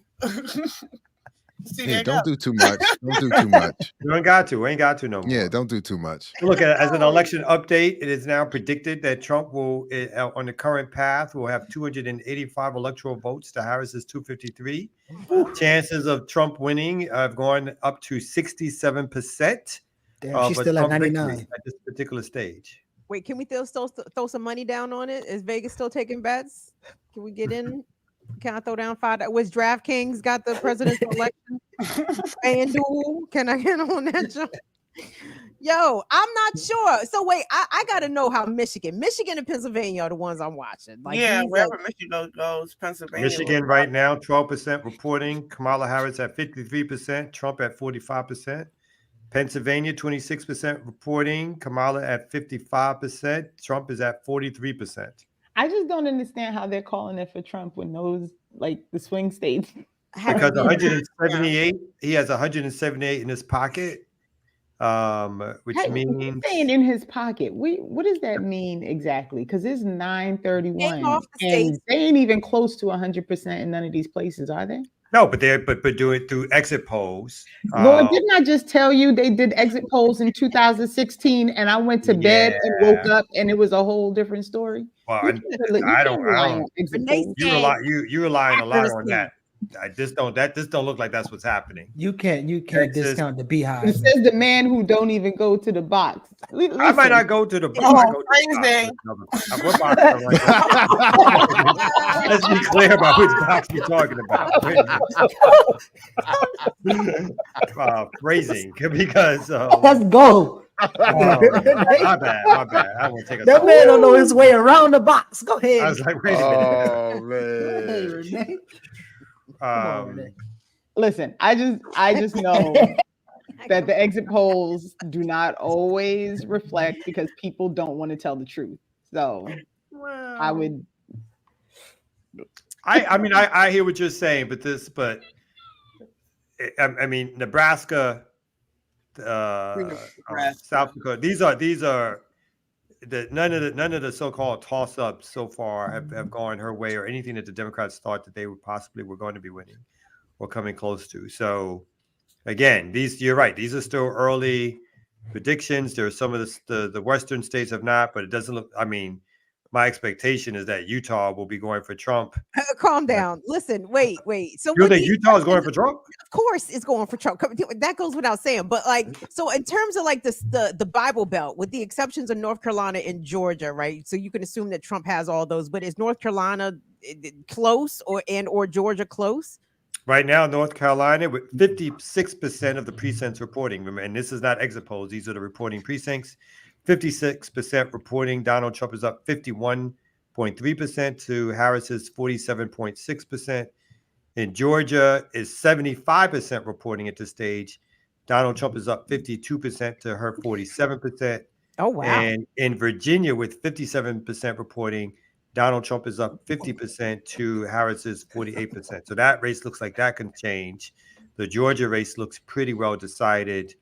And North Carolina, I mean, is a million vote difference, so there could be some switch ups in that state too. But if it holds, you're talking about another 16, 32, 40, 45 electoral votes immediately going to Trump in all of those states. How many? But doesn't California have 45 electoral votes? Even if you gave her those votes right now, those 45, she would still have 143 electoral votes to his 178.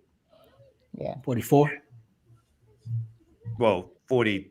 If California has 44 or 45, 45, she said. 45. Then 144. Yes. and y'all don't take this as me trying to look out for Kamala. I don't really care about her winning, but it's just We just want to know. I don't want to be disappointed in the morning again. I don't want to be like, oh, she gonna lose, and then wake up and be like, man, she won. Like Well, people in Roland Martin's chat are reporting being afraid. Just an update on Roland Martin's chat. They're afraid, just like all the Zionists on college campuses. They're afraid. Well, that's the black bourgeoisie alert. What we've been tracking on the side over here. What live coverage Kim said should be okay? Y'all want to play some of that? C-SPAN. Yeah. In the interim, while you all look for that, I just want to highlight something very important about Nebraska, that yesterday marked 26 years since Belly came out. So, well, Belly? Wow. So wait. So y'all need to slow down. When them niggas... We talking about boxes. We talking about Keisha from Belly. And Where is my girl? What's her name? What's her name? Tarin? No, Tarin. Tahar? No, what? It's not Tahar. The dark skin one. Yeah, what's her name? Starts with a T. That's it. It was Tarin, I think. What, the one who played Keisha? That redid the Silly of Me? Is that what you're thinking about, Kim? She was in a Bronx Tale, young girl. Yeah. Yeah, what's her name? Yeah. What about her? Yeah. Oh, she's gorgeous. She's still pretty. Tarin? Still. Oh, she has a really pretty daughter too. No, she was gorgeous. I remember Oh my her. gosh, I can imagine. But why are we talking about her? Oh, Belly. She was in Belly. Ricky just reminded us that Belly came out 26 Come on, years son, ago. keep up. Is that who played Keisha? The important We trying to. By the way, Belly came out not long after I went on the tour when my brother was the Southern Regional Minister for the Nation of Islam and brought Ben Chavis, who had become freshly into the nation, on a tour. And he is in that movie playing Yes. himself at the end, or something similar to himself at the end of that Yes. movie. And I'm going to say one day we're going to have a Patreon special about that tour and about that experience, because that was wild. So stay tuned for that. But yeah, he played himself at the end, and I mean that pun intended, by the way. I don't like that. I'm gonna drop it down on you. Rest in peace, DMX. You gonna play some C-SPAN, Jared, or no? Oh, my bad. Was that on me? Here we go. Curious. Kamala had too many drinks, so he can't do it. Do we want the sound? Are we listening to them? Or are we just running this? Yeah, let's see what they talk about.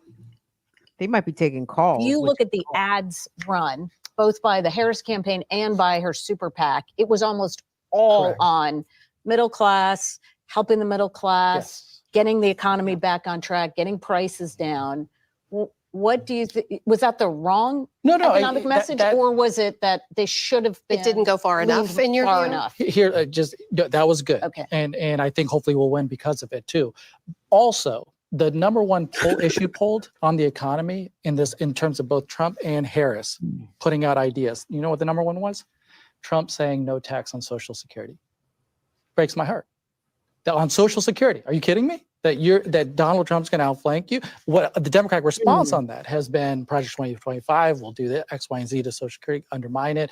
Donald Trump has proposed budgets that would cut Social Security. All true. But what was left on the table is say, we're going to expand Social Security. Guess what? Here's a plan. Here's a proposal. Here's how we're going to fight. Here's how we're going to change that. Right? I mean, because if you read, what does no tax on Social Security sound like? It codes like an increase in the benefit. Right. And you're like, well, we got to step up to that and fight that fight. We are going to return to this. There's a lot more to talk about on all this, but I have to break in now because just past 9:30 here on the East Coast, and we can share another race call when it comes to the U.S. Senate, and that is that the state of Maryland has been won by the Democratic candidate, Angela Also Brooks. That's a Democrat poll. It's the first time, by the way, that we will have two Black women in the Senate. We report. The first. What did we just say, class, recently about them first? The first Black anything. Boy, Maryland about to be popping. West, boy. Man. Also Brooks. Also Brooks. Jonathan Geisberg, Y'all should see. Y'all should see the person on the street interviews about all this shit. We're just so proud, and it's like I get it, Black people. But all I hear is identity politics, and I hear myself from 2012 and 2009. You know what I'm saying? Like, oh no, Obama, it's going to be good just to have a Black person there to bring the Black person perspective. They are automatically. How can they not do things on behalf of Black people just because a Black person's there? Lord, when I was a child, I played childish things. And I'm still childish, but I ain't that fucking childish anymore. God damn. You know what I'm saying? Like, what the fuck is Angela? You know what? I don't even care. But it's like the prosecutors, the war veterans, if they're Black, if they used to be police, if they used to put people in jail, if they used to shoot people abroad in the name of the American dream or whatever the fuck. Oh, sure. Yes. You should be governor. Never held elected office before, ever. Make them governor for the first Jesus. I don't know. I think Maryland should be the new Mecca. Y'all got Brandon Scott. Y'all got Wes Moore. Y'all got Alsa Brooks and Jared. Jared Ball and Hickory Ridge. Y'all winning. Jared is where fucking Black Mecca. Yeah. Jared. I mean, well, see, to the point, right?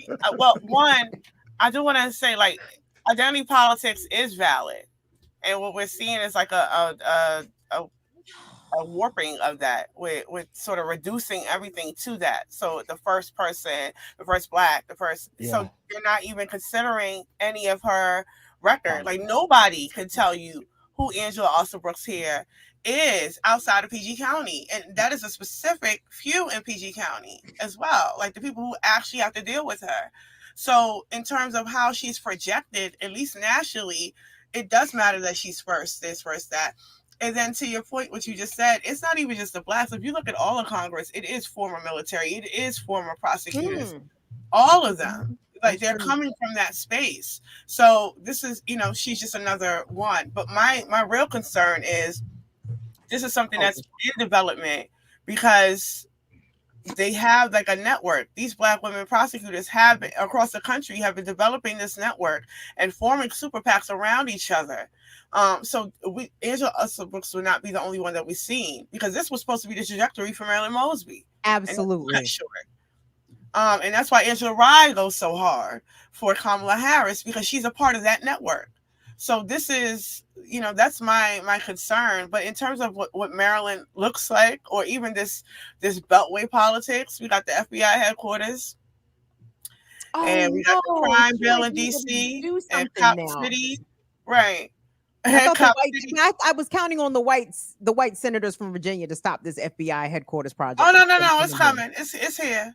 And I think the whites got something to say. Let me put my money on the white men here right quick. I think the white men are not going to let me down. they are going to go. I'm sorry. Go ahead, Rick. I didn't mean to cut you off. No, and then the $1 billion jail, and then this is all being done in the gaze of we got the first Black governor, we got the Black man in Baltimore, we got the Black man in DC, we got the Black prosecutors in all of these different counties, and then all of this overt criminalization.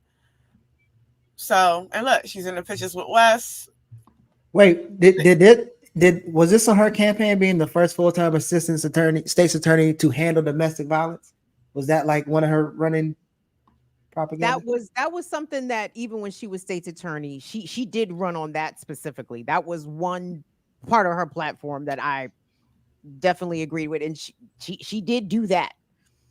But she also, again, oversaw PG County Police's biggest ever criminal settlement for them murdering for the police officers shooting. This happened under Angela Alsobrooks as state's attorney. The gentleman who was handcuffed and seatbelted in the cop cruiser and was shot and killed. $20 million settlement. And even though it wasn't her office, it was her office, but she wasn't state's attorney at the time. They weren't able to prosecute that cop. That cop was found not guilty, which is crazy. But no, this isn't good. I'm not happy about Angela. I mean, I don't know. I would have been excited about something like that 15 years ago. No first moved me now because Obama got me. Like I got. I fell for the game. Game got ran. I went for the game. I won't be fooled again. We'll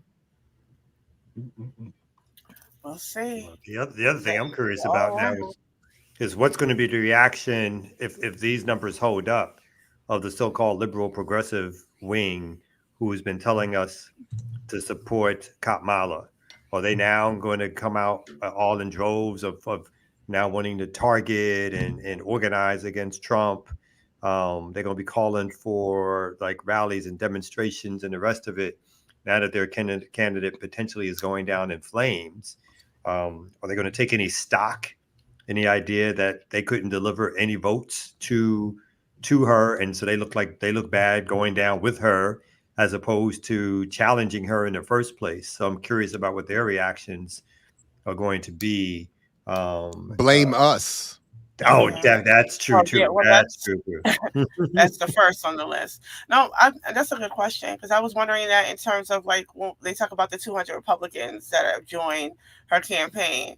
So say she loses, then what happens to those 200 Republicans? Do they concede? Like, so I'm just curious to what point we should care that they are not riding with Trump.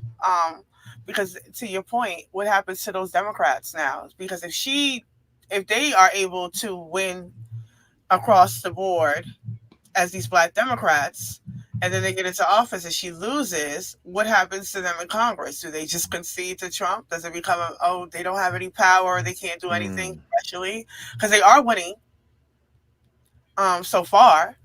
A lot of the main seats that people were concerned about have been won. I think all but one by Democrats so far. So what's up with that Texas Senate seat? How's that Texas Senate race looking? Is that Black gentleman, is he faring well against Ted Cruz?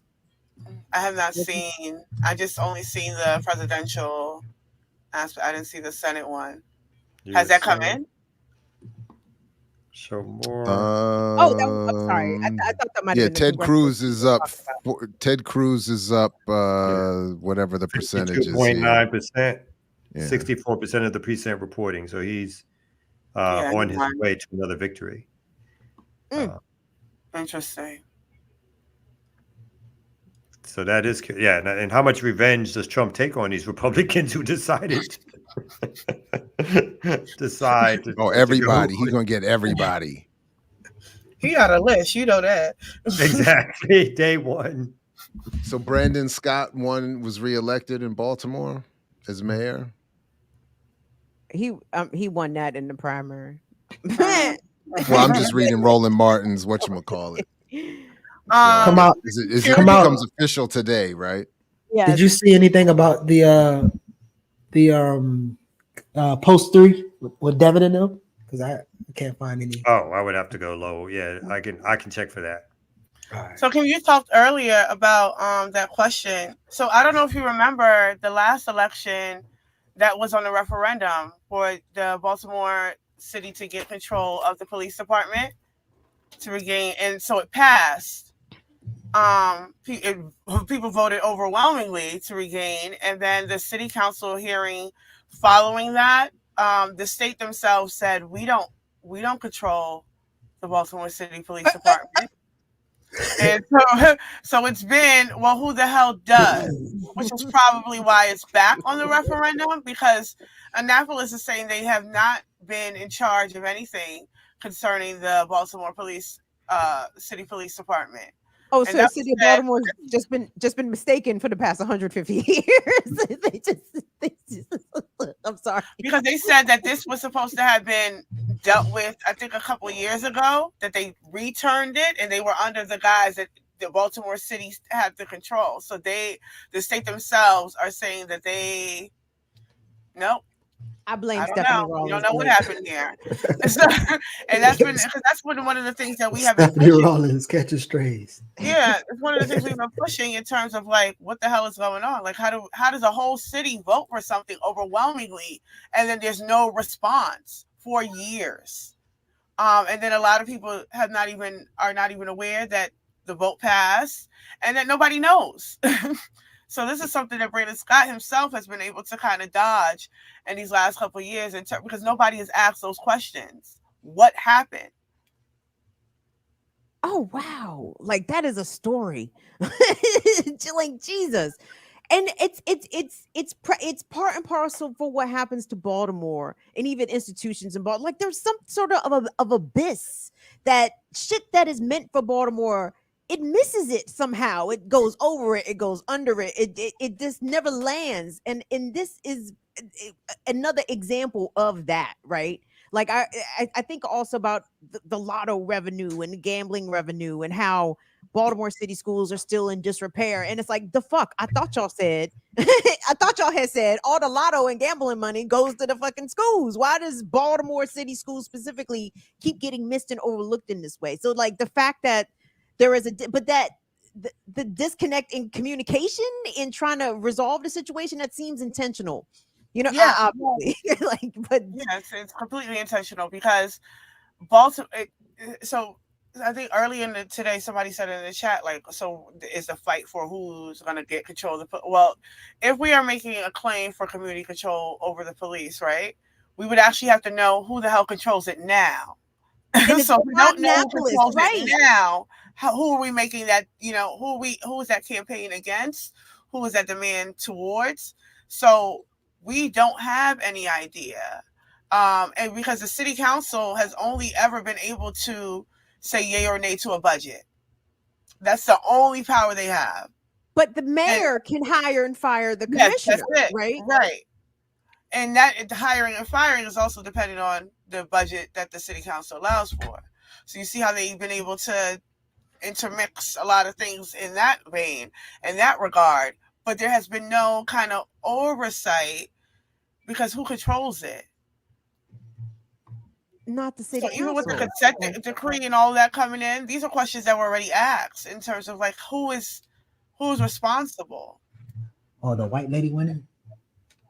Isn't Nicole a white No, lady? Nicole Evans Jones is not a white lady. She is she's black, and she used to date the current mayor of Atlanta, Andre Dickens. And so she's winning with 54,000 votes, 40%. Isha Collins, who was on the school board, has 34,000. Amber Higgins Connor, who I don't know much about, is 21,000. And unfortunately, That's the white lady. That's the white lady.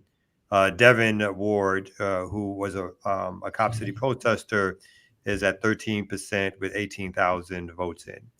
And so we did an interview with Nicole. I did it, like, was part of an interview with her.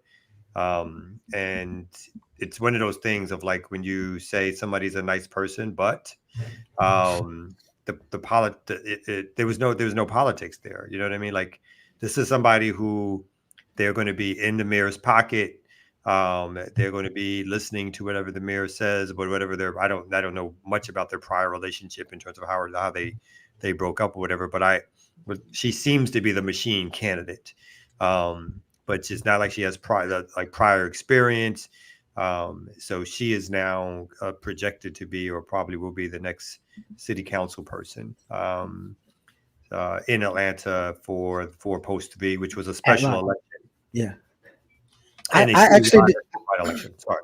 Well, we interviewed Dewan and Devin, and I was what's the sister name? Collins. We were supposed to connect with her, but I didn't even know Nicole was, running at a point. So that seemed like no, she's a machine candidate. So so that means the money was there. The going to the old folks centers who was there. The Democratic Party probably put a lot of work behind making sure that the get out the vote crew was there, but she makes no difference whatsoever. In fact, she's a worse probably candidate than the person who was leaving the office, and because that person occasionally would challenge the mayor. So that's also not a good look tonight for those who look for electoral politics for some glimmer of hope in terms of pressing some issues or whatever. I was going to say also, as a side note, you know who the happiest person in the country is tonight? If these things hold up the way they do? Joe Biden. No, Joe Biden. Oh, yeah, because he got his going like, facts. He's going, I told you. I told you. So I don't think he's going to be able to remember what he told. That's also true. But his supporters will feel that way. His supporters will know. His supporters will remember. And they will remind him. But he'll have the biggest smirk in the world if the current results hold up, and they look again, knowing that there's still more reporting to do. They don't seem to be getting better. So currently, what we have here is Trump now has 188 electoral votes. She's still at 99, and she's still at 99. Damn. Kansas City has, Nigga. Sorry, because I don't give a fuck about the state. You know, man, I want to know about Kansas City. Wait, no. The listeners there, he does love that state. Sorry for the listeners. I like the Kansas City in Missouri. Kansas, I can give two fucks about. I don't know about. Listen, shout out to all of our what's up to Pika. Don't listen. Don't listen. He loves all of the Black liberation media supporters in that area. Thank you very much. Okay, I do love y'all.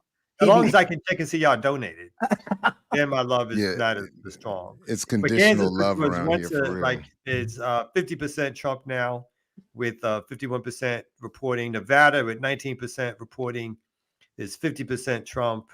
Again, Georgia, which has not been called yet, with 80% reporting, is 52% Trump. North Carolina with 64% reporting is 52% to 46%. Ooh. Virginia with 60% reporting is 50% Harris. I mean, 50% Trump and 48% Harris. Okay, that might flip. So right as of now, again, the last, I guess they put Wyoming. Some of these states were given, but she's not picked off any particular state that was supposed to be either a toss-up or something that was to possibly go her way. Ohio was not even close. For Trump. It was all for Trump. Ohio was 55% to 43%. So she's not picked up any swing states, as they say. or any states that could be considered close. He's basically running all the states that he's needed so far to win. And so as I look at the measurement for chance of winning, his chances are now 68%. And still at this particular stage, he is likely to get 286, or excuse me, they just updated it.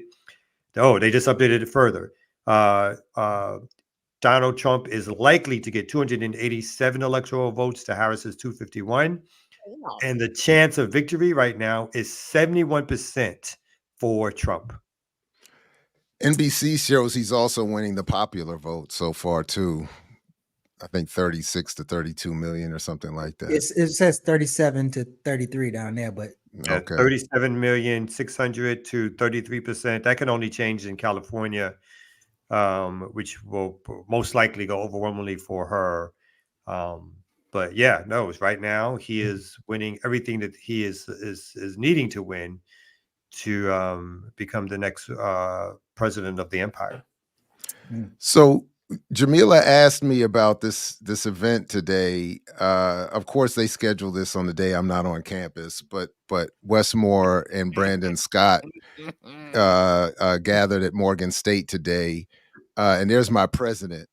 Oh yeah, there's my president, Dr. David Wilson, and Westmore standing right behind him, and Brandon Scott there.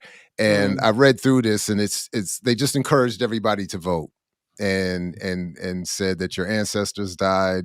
You know, if you don't vote, there they go. Lay that ancestral yep. guilt real thick. It's they hit all of the standard. You know, all of the oh, we got another special guest. Mutanda is in the building. What's up, Mutanda? Welcome. Thank you for coming through from the football crew, popping in this grand evening.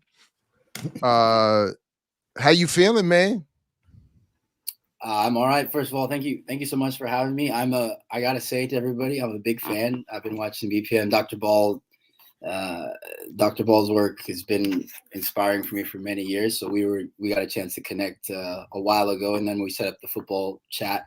But I've been following you guys for a while. So no, much respect to what you do. No, I'm laughing. First of all, you stop calling me Dr. Ball. Second of all, your fan base is live in the chat. You got a following.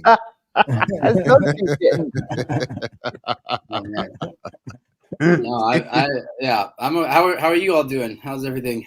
Good. Do you have any particular opening either thoughts or commentary on what you've seen so far about what's happening? I mean, just I briefly talked to Jared last night.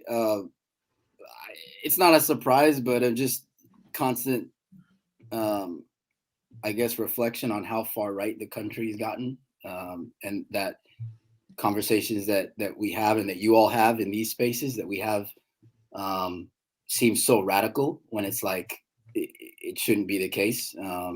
And so what passes for, oh, this is going to be difficult, is like, I mean, Kamala Harris is a career cop, right? For example, and she's a few electoral votes away from, a few years after folks were getting all up in arms about the slogan of defund the police. You know what I mean? It's like it's very sad. I don't have anything other than I think what you all have been discussing. I haven't been able to. I was coaching, so I haven't tuned into much of what you're saying. But I'm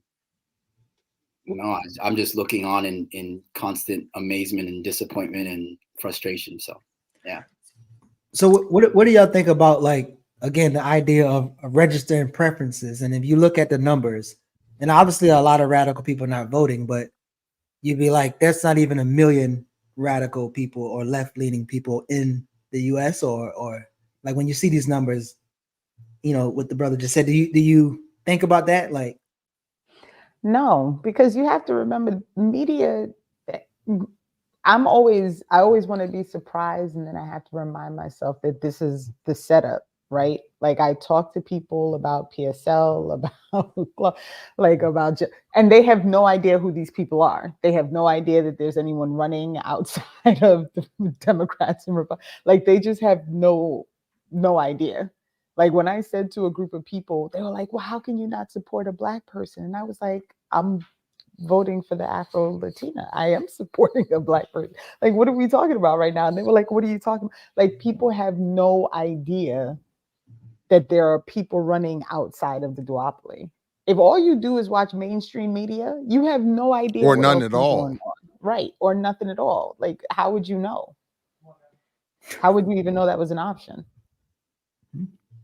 Well, the polls always show that most overwhelmingly people want some of the basic things. Like 2/3 of the country always wants national health care. Most people don't really want war.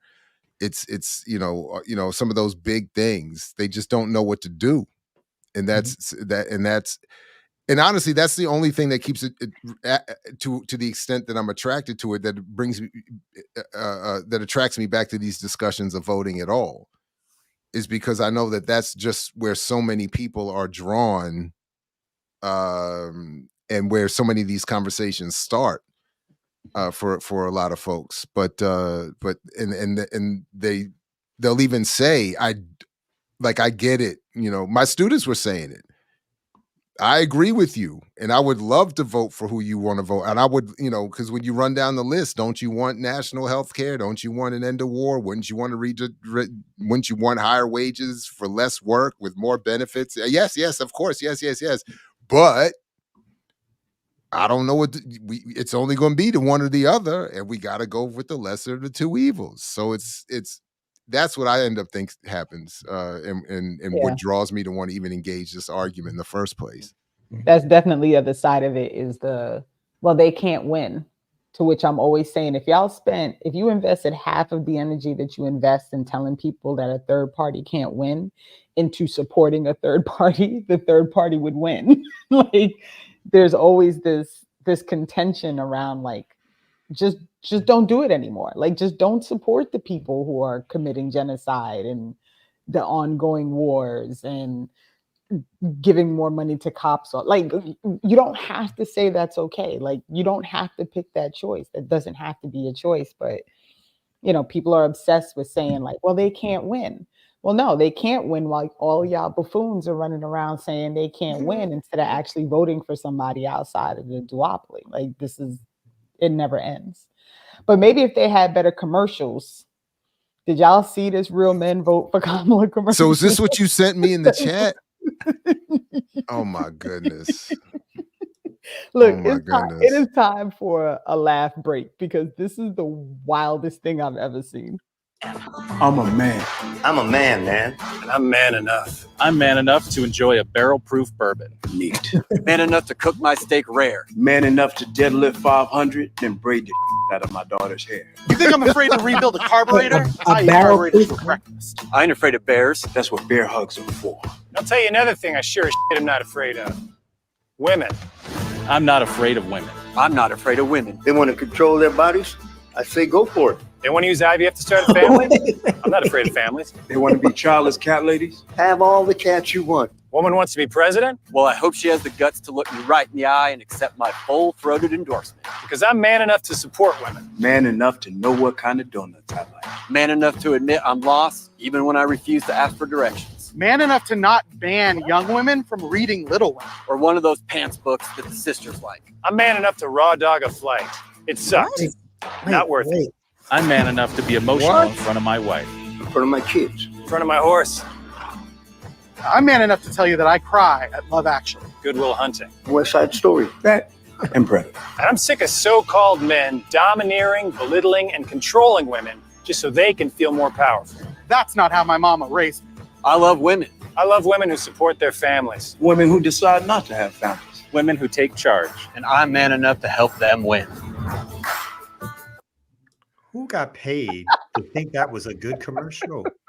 Wait, You're welcome, y'all. You're welcome. But when I saw that was on the New York Post website, I thought it was a parody making fun of the soy boy betas or whatever that were going to vote for Kamala. Actual no lie Boy commercial.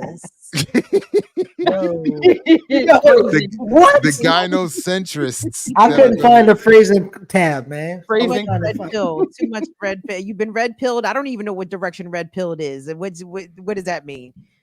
It means that you are part of the manosphere, right? Or you. Right. I think so. Yeah.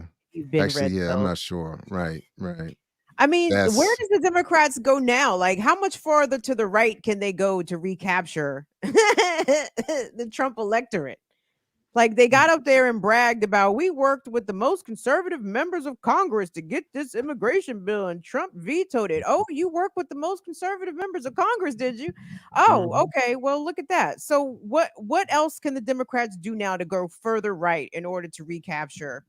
They got to get a new Obama. So the Democratic Leadership Council created Clinton to recapture what they lost to Reagan. Bush Reagan. Then whoever, because I think the DLC officially disbanded, if I'm not It mistaken. did, but guess what, Jared? You sent me down that rabbit hole, and they are still in the White House. Who the? So that's what I figured. One of the co-founders is still high up with Biden and is on Kamala's campaign team. I found the thread, but I never got to finish. I guess I should finish. There's plenty of time to come back to it, and but the thing is, so then I'm assuming that they'll have to say, if they lose tonight, they'll have to say, man, we got to go even farther to the right. We got to get. And it's not going to be their fault. It's going to be the Russians. We should list out everybody's. The Russians, black men. Well, the 300,000 people that voted for Jill, if they would have voted for Harris. No, so those are the ideological purists. Yeah. Who voted for Jill and for PSL. Man. Who else would there be? I guess that covers a lot of the it. Muslims, actually. The Muslims, that's right. The Muslims. Young Arab Americans. Yep.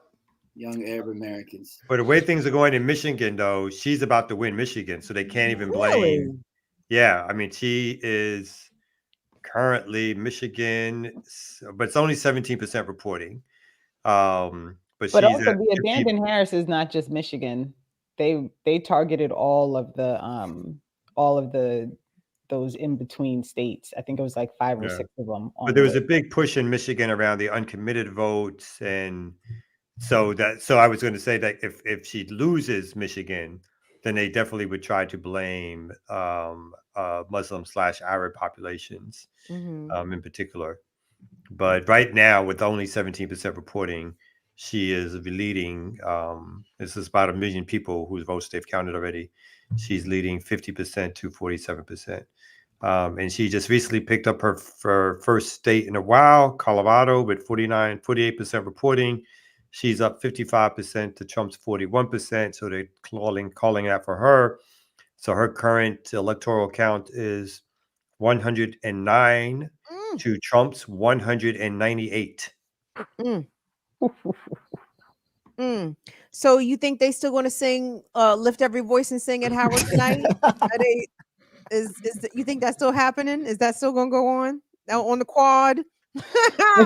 They're gonna be out there praying. They out there praying for her. Like Monty said they would do it at the AKA thing she was at. They did a prayer visual. Dog, like the people came out to the federal courthouse to pray for Marilyn Mosby when she was being sentenced. I did see. You're right. Yeah, they did do that.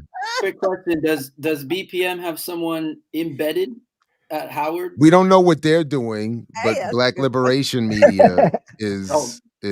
We'll forgive you. It's all good. We'll forgive you. We'll forgive you. It's all good. It's all good. There has to be one radical Howard University student down there that is watching us. Come on now, drop the link in the chat, man. Let the people check in if they want to be our on the ground reporters.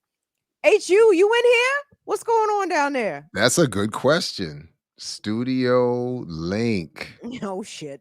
I love that though. I love when the people come up and say what they want. I agree. It's dropped. Well, there Good y'all idea. go.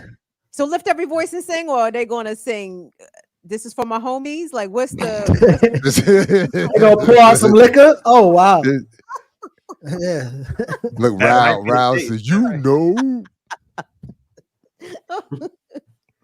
Jared, Hey, There's gonna be a lot of tears flowing if things now hold up. Jared ain't never gonna get invited at Sankofa. It's a wrap. oh, those days have long. That has been the case. That got wrapped up a long time ago, unfortunately. Greg Carr. Greg. Oh, I heard somebody's here. We never got did our breakdown on Carr actually. No, we got to do the car. I am interested. Did you do the timestamp, Skeechi, of on the car horn discussion? Oh no, okay. I should have. I have them. I got some. Oh, you did them. Okay, my bad. There was a lot of left jabs going on over there, but there was a lot of left jabs, man. There was also a lot of, well, we're not gonna say who you should vote for, but there's lots of buts. Well, we know Don Hammond's nephew is clear. It's very clear. Auntie Welcome. Kim, what's the deal? Nephew, how you doing, baby? Good. I missed you last week. Oh, thank you, Don. I missed you. Thank you, baby. I appreciate that. Thank you. What's going on in Cali, baby? What's going on with the reparations referendum on the joint? What's going on? So I was actually just we had the November 2nd Black People's March for Political Power. Y'all know Black it's usually on the in DC, but we also had our second annual LA side of it and stuff like that. And so all of them people be over there at Aftertown, also known as the Merck Park. And that's where the Black Lives Matter headquarters is, and that's where the rally part of the Black is Back Coalition 11 November 2nd March ended.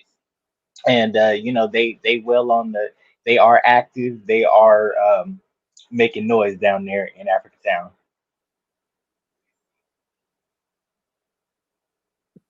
That's great. Thank you, Don.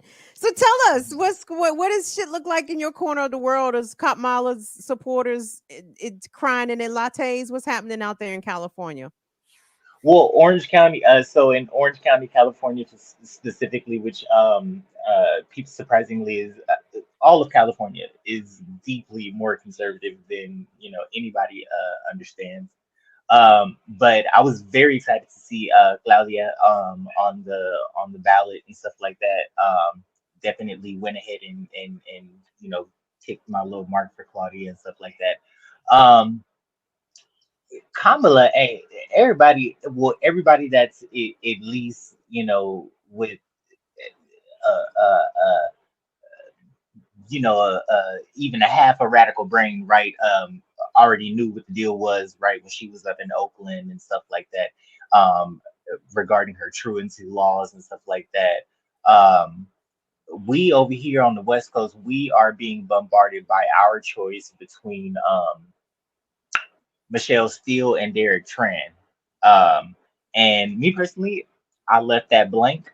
What's the office? What office, baby? Senator. I hope I'm saying that right. I hope I'm right. Now I'm Googling.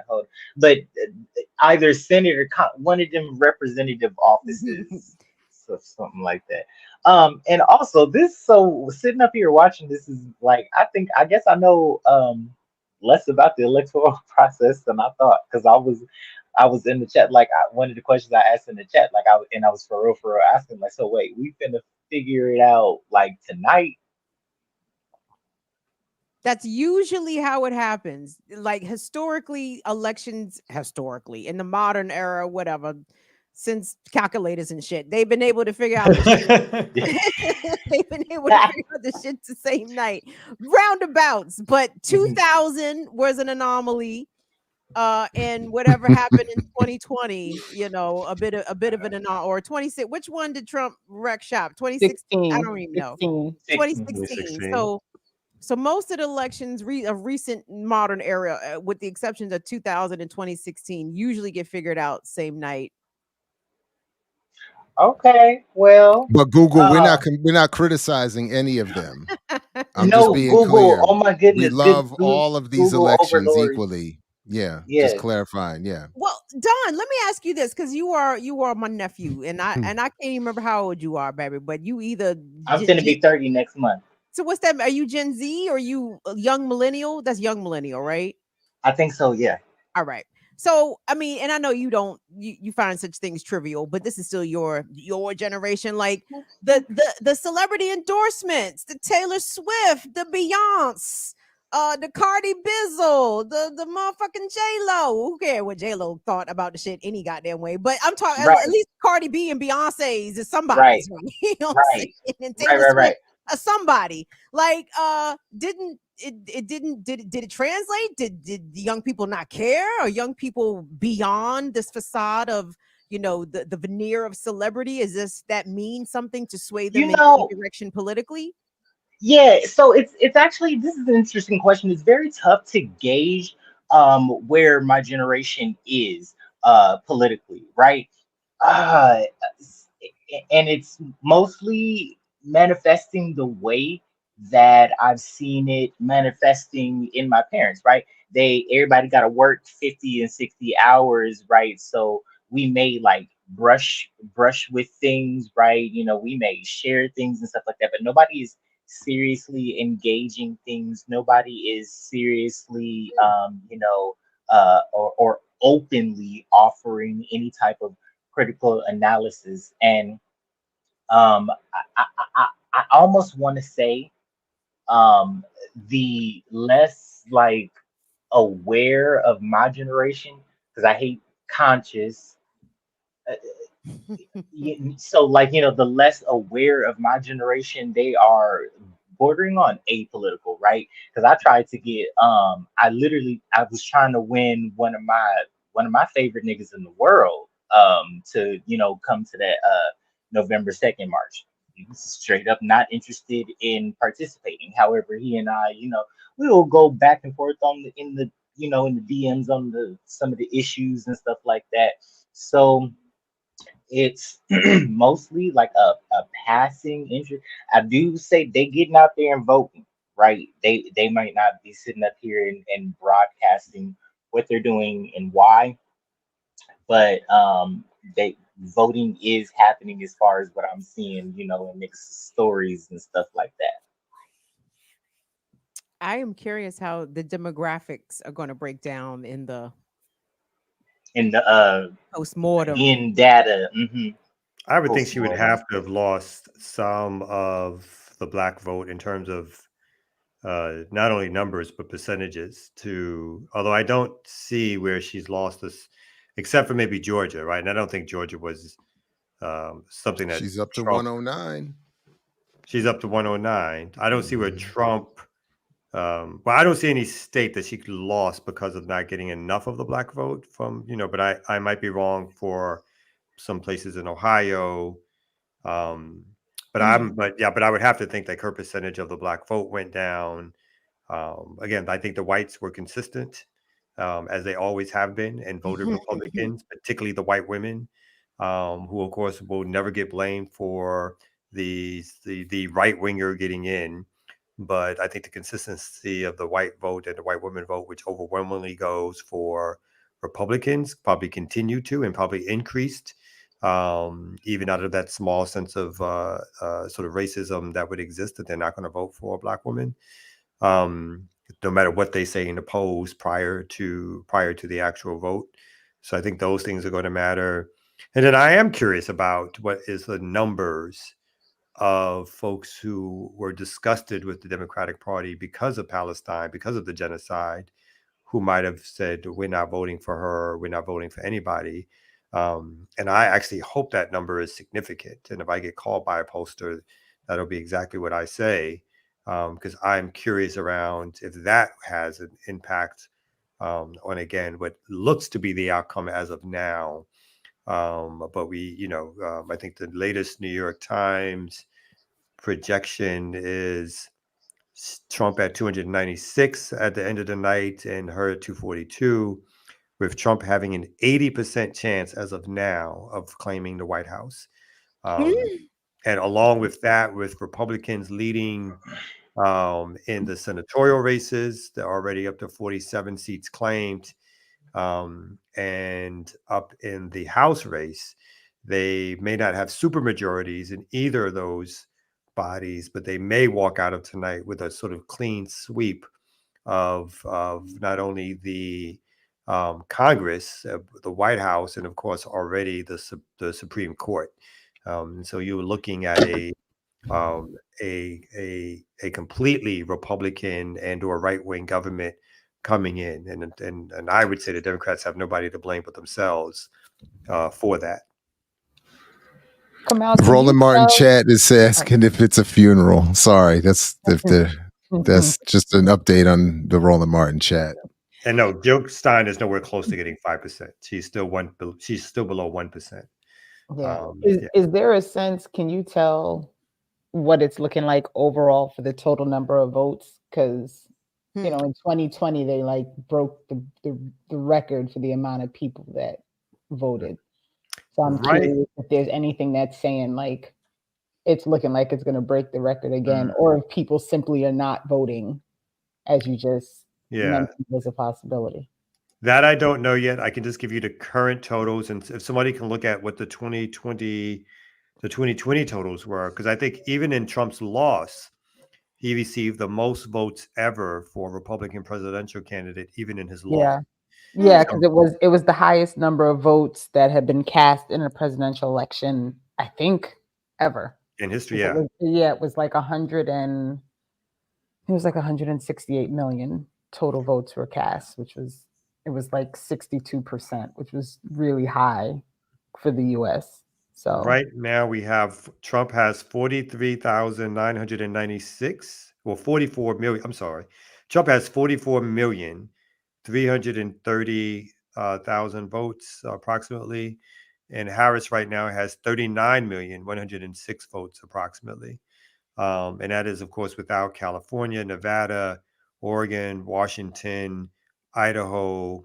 It doesn't matter, Idaho, but some of these states have not reported anything at all. And again, many of the other states are beginning to reporting their full numbers, but still calculating all their precincts. And so even in some of the states that are being projected for Trump, like maybe some of the things that no one would put in dispute, like a South Dakota, again, North Dakota, Montana, Wyoming, most of those precincts have not been reported yet at this stage. And so those numbers in terms of the millions of people voting will probably go up substantially before the night's over. Jared? Yes. Would you mind reading us some more from the Roland Martin chat? Oh, I mean, some of it is great. They're talking about somebody's up there slurring. I can't tell who they're talking about, but I do see Dr. Julianne Malveaux is on the stage and giving our last culprit. Don't do that. Don't do that, Jay. Don't do that. Don't do that. She's probably blaming you. She's probably blaming Why you had to say slurring and all, slow down. Because I'm reading the chat. They said somebody said she's slurring, and Dr. Julianne Malveaux was just talking. If you want to have a drink, have a drink. Don't listen to Jared. I did. I had one too. I'm not mad. I'm just saying, given our last exchange, it might, but they're saying that they're talking like the panel is talking like she's already lost. A couple of Umar Johnson's are right comments. Umar Johnson is right comments. The cheat code to the winning debates is take a couple shots prior to the debate, and you'll do just fine. Hello. Kamal, I wanted to ask about the legal implications of a possible Trump victory, right? Does his recent presence in a federal court matter? Will it matter more given the possibility if he does win, right? What's the significance of that? Again, winning is for him the card that keeps him out of prison. I doubt any court is going to sentence him to prison time once he is elected president. Those decisions will either be put off until after his 4 years in office. Some of these court cases, my assumption, the federal ones in particular that haven't been decided, will go away. There will be so most of his all of his problems over the next 4 years will not be the issue of going to prison. And again, all of the federal cases, in my estimation, will go away immediately. The state and the city cases will probably still persist, but those will be in abeyance until after the 4 years is up. There's a little doubt in my mind that no court will attempt to sentence him and say he has to serve time as president.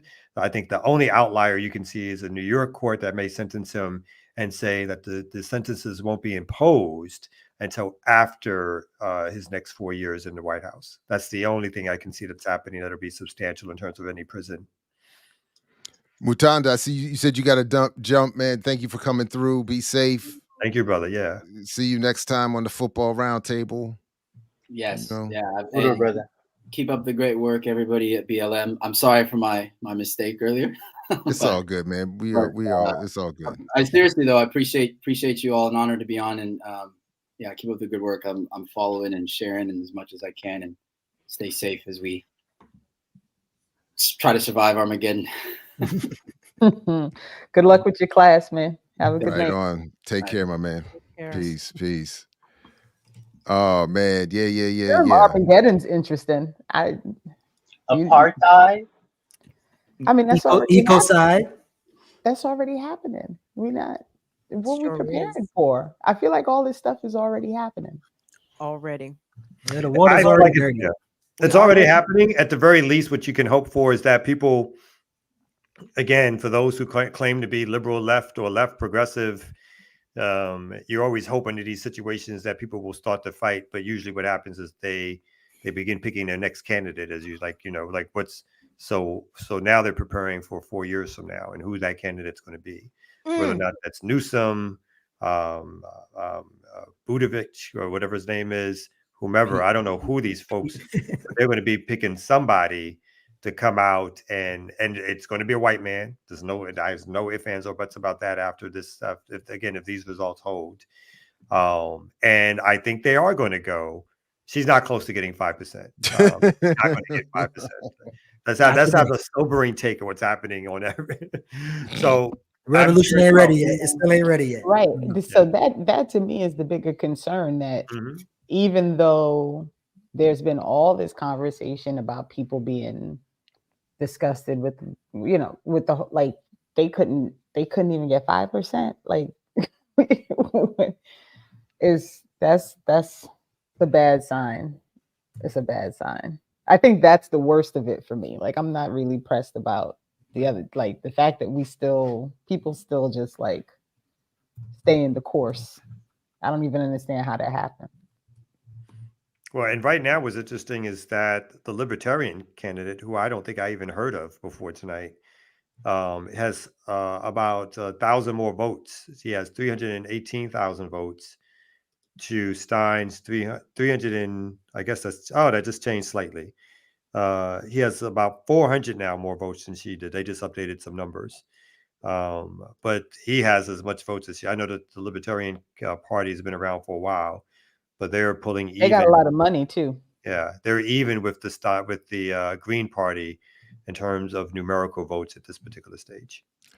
There's a lot of black man for Trump comments in Roland Martin's chat too, by the way. That's because it's I all. will say that. I don't know how real it is. I mean, it's it's a lot of anonymous looking accounts and whatever, but it's or what not but black man for Donald Trump, black man for Trump, and then somebody said black man for Trump as well. So there's some in there. And this is big news right here. 55% reporting Pennsylvania. Donald Trump has 51% of the vote. Kamala Harris has 48% of the vote. So he is now taking the lead in Pennsylvania, which was obviously considered a swing state and or a must win for Harris. He has 51% to her 48%, and that's with 55% of the precincts reporting. NBC. I don't agree. Sorry, go ahead. I was Oh, Yeah, go yeah, go ahead. No. Go ahead. Go ahead. NBC reported earlier that Kamala Harris campaign was dispatching, is it the Avengers? It was Don Cheadle, Mark Ruffalo, and some other Bama to encourage The people to Avengers. remain in line, to hold the line. Don't get out of line. Keep on voting there in Pennsylvania. Just wanted to mention that.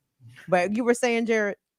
No, I was just saying that I don't agree with Brittany and others who are saying there would be any bots in Roland Martin's chat. Oh, y'all. It's all authentic. Roland Martin don't attract no bots. Stop playing. So the couple things about Trump, real quick. Another Trump presidency that is bad. It's all bad. It was bad regardless who wins, whatever. But so is it 2 Supreme Court justices who are at retirement age? Is Clarence? Oh, yeah. Is it Alito? I don't know who the fuck else might sit down, or maybe it's whatever. It's 2 possible, at least Clarence. So Trump could potentially appoint at least 1 more Supreme Court justice, which are obviously terrible. But here's what I kind of see happening. I don't see Trump surviving the next 4 years. Like, I think a cardiac arrest might come and jump on him, and then we might get JD Vance, because all the complaints about Biden's health, about Biden's frail health and his mental acuity, all could very easily be applied to Donald J. Trump. Okay, like, Trump is not the picture of health out here to me, and he absolutely does not sound like a coherent, highly functioning and capable person. And he is 78, so he's about to be an octogenarian here real soon. So those are my 2 downsides, because I feel like we might get a fucking President JD Vance any goddamn way, because I don't see Trump surviving. And not to mention, people keep shooting at Trump. What makes you think they're about to stop? Then why would they stop? So anyway, that's it. Somebody just asked if Greg Carr left the room to punch walls. Oh, come on. They said that in Roland's chat. Yeah, they said Greg Carr left the room to punch a wall. So Jared, in terms of media and propaganda, we see that the Green Party made it to the Breakfast Club. Butch was doing his thing, and I think the Breakfast Club video is at like 219,000.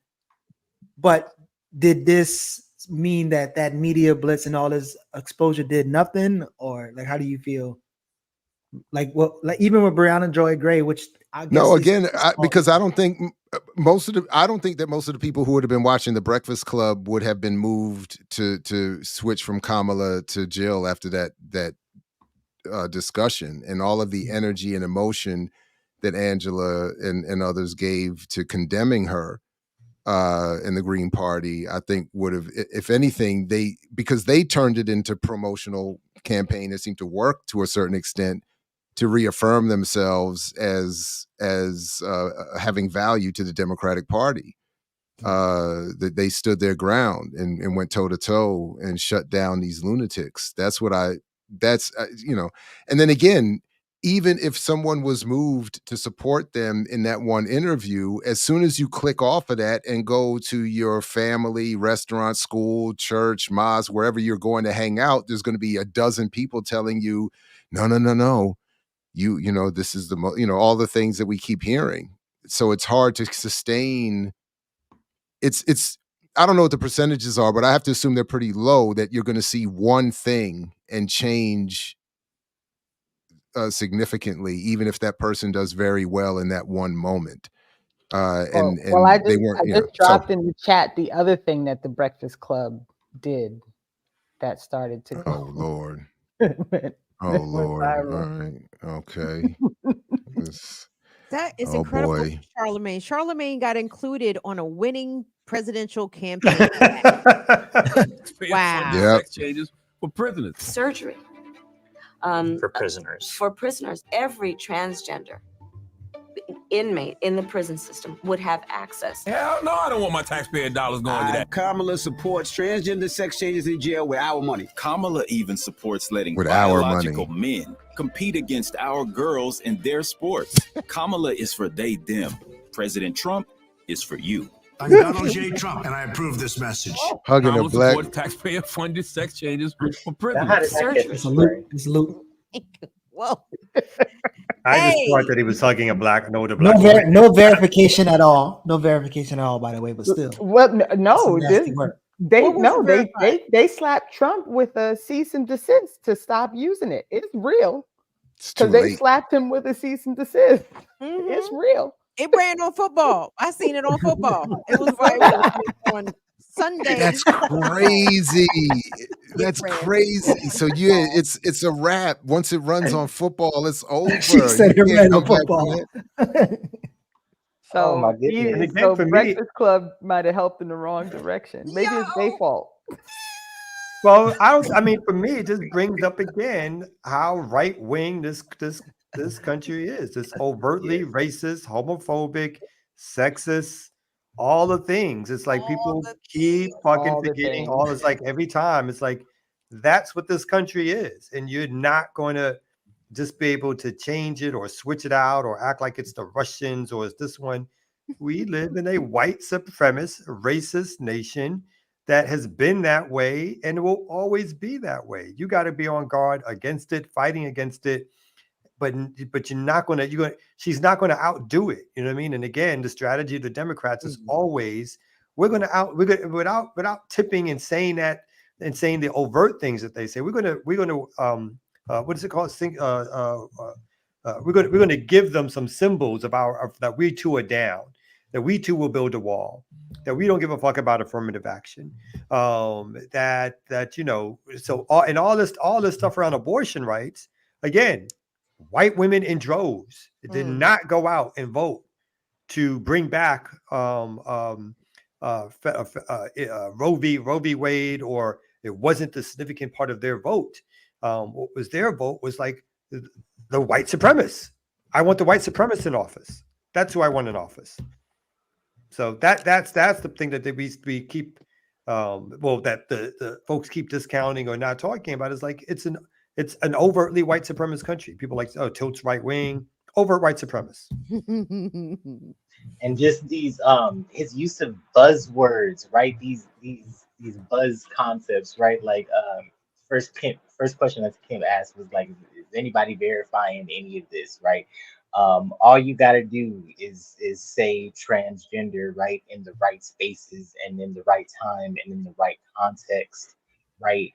To add to your point, Kamal, about this truly being a right-wing country, and unfortunately, the cis heteropatriarchy is a concept that is constantly policed, both covertly and overtly in Western societies, and it's crazy in the insidious ways in which it's weaponized against us. But right, our job is to figure out what side of this line we're going to be on, and it's easiest to do that, right, when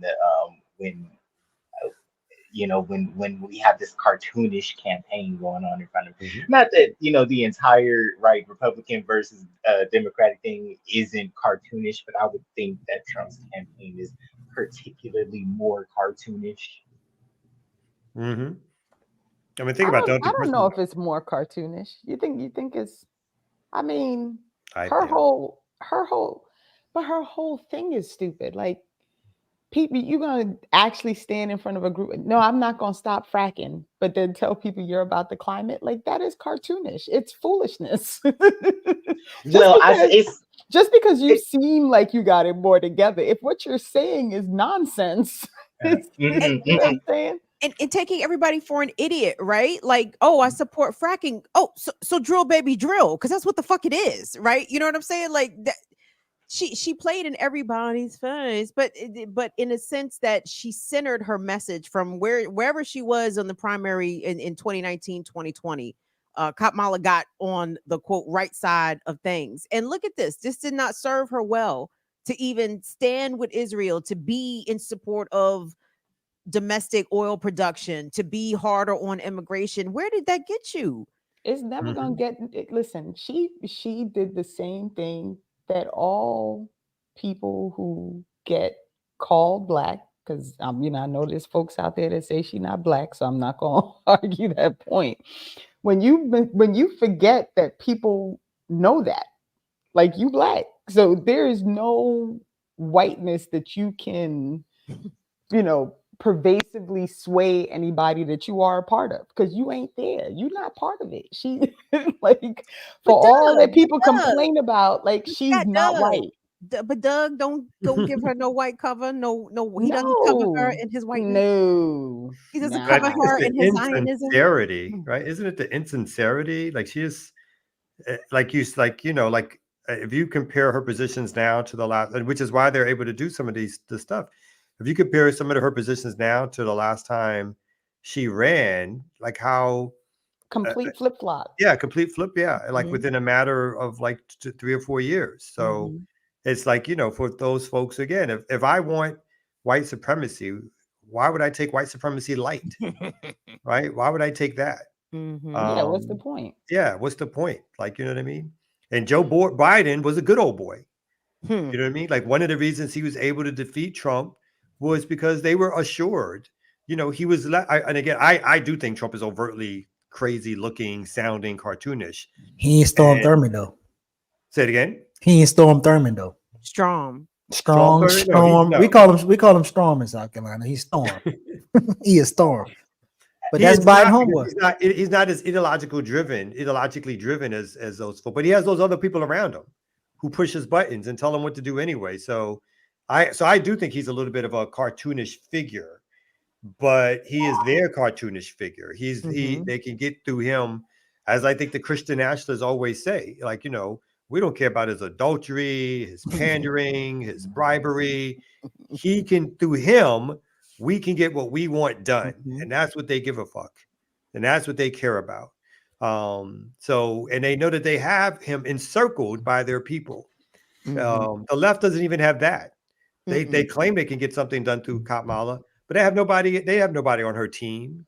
There's nobody influencing her. She's moving more to the right every day. And got what she deserved in some ways. To me, it's like you thought you were going to out Trump or out right wing the right winger. Like, and all she is surrounded by people that don't give one tiny fuck about regular people. All her people work for Uber, they're lawyers, they're building cop cities, they've been longtime Democrats, they're with BlackRock. Like none of her people have anything to do with changing material conditions of regular people, which is why I have consistently argued like this nonsense of like, we're going to be able to push her left. That shit ain't work with Biden. I don't know why they think it's going to work with her. It's not going to work. So it's just nonsense. And Ricky just said it. BlackRock CEO said it don't matter to him who, like this whole nonsense about who's going to win. No one cares. We don't care because BlackRock, as I discovered, has a whole entire political action committee that's been given to both Democrats and Republicans equally for the past like 13 years. They don't care. The people at the top with all the money, they don't care because they're going to get what they want either way. Somebody in Roland's chat was watching John Hope Bryant because they said nobody in the chat has a credit score higher than 400.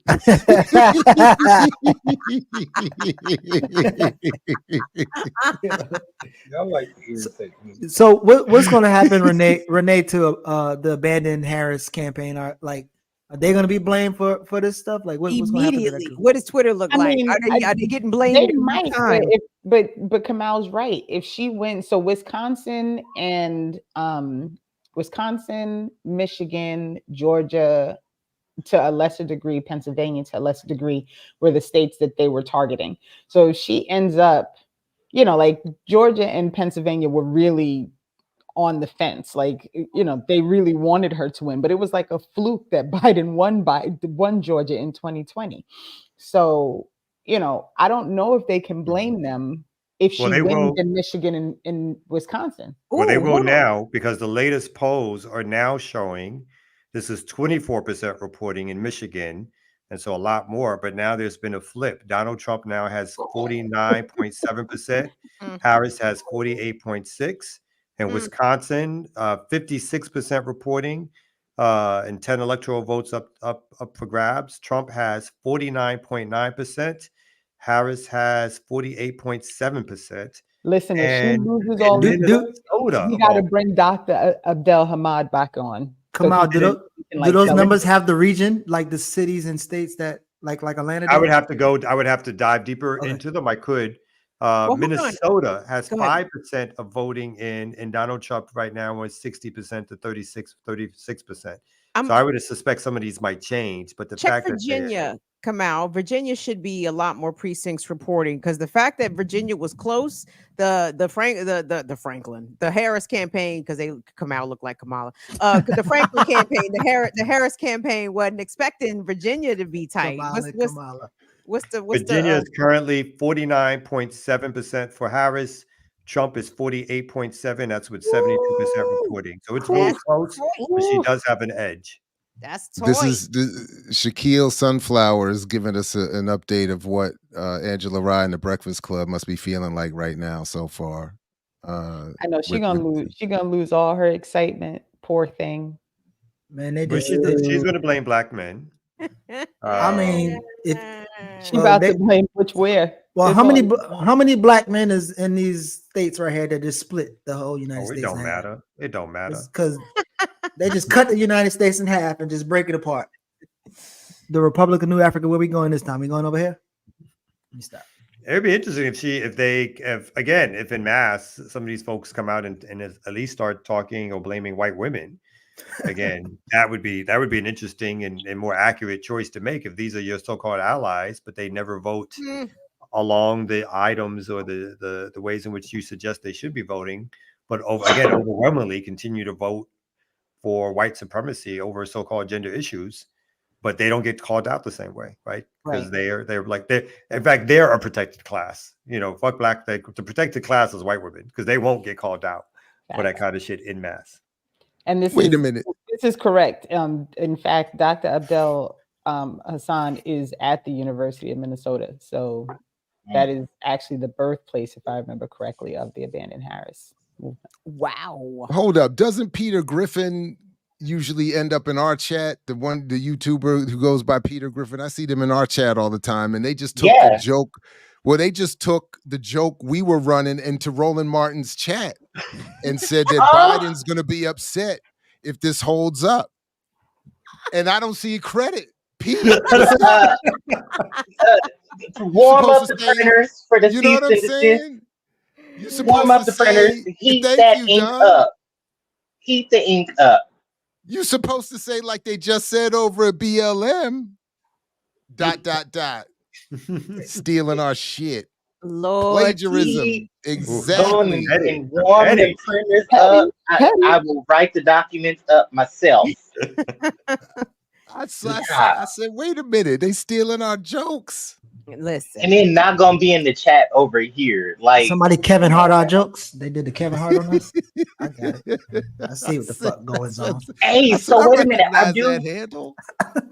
I got some. So will there be repercussions, condemnation? Tafari over there too. My bad, Don. My bad, Tafari. What you doing over there too?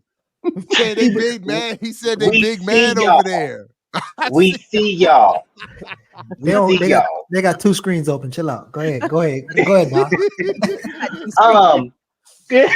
Will there be a raising of the contradictions? Will there be any disagreement, cacophony, all of them C words the jab be using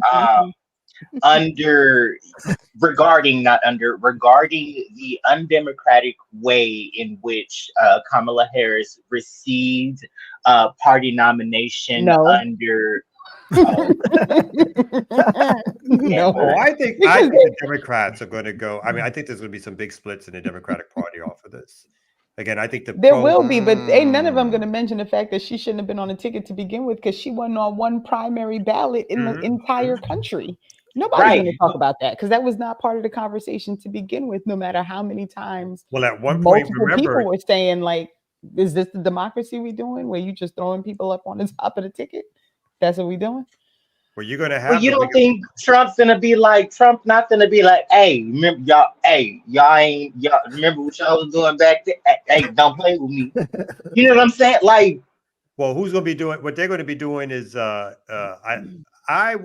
mean, where is what is from California?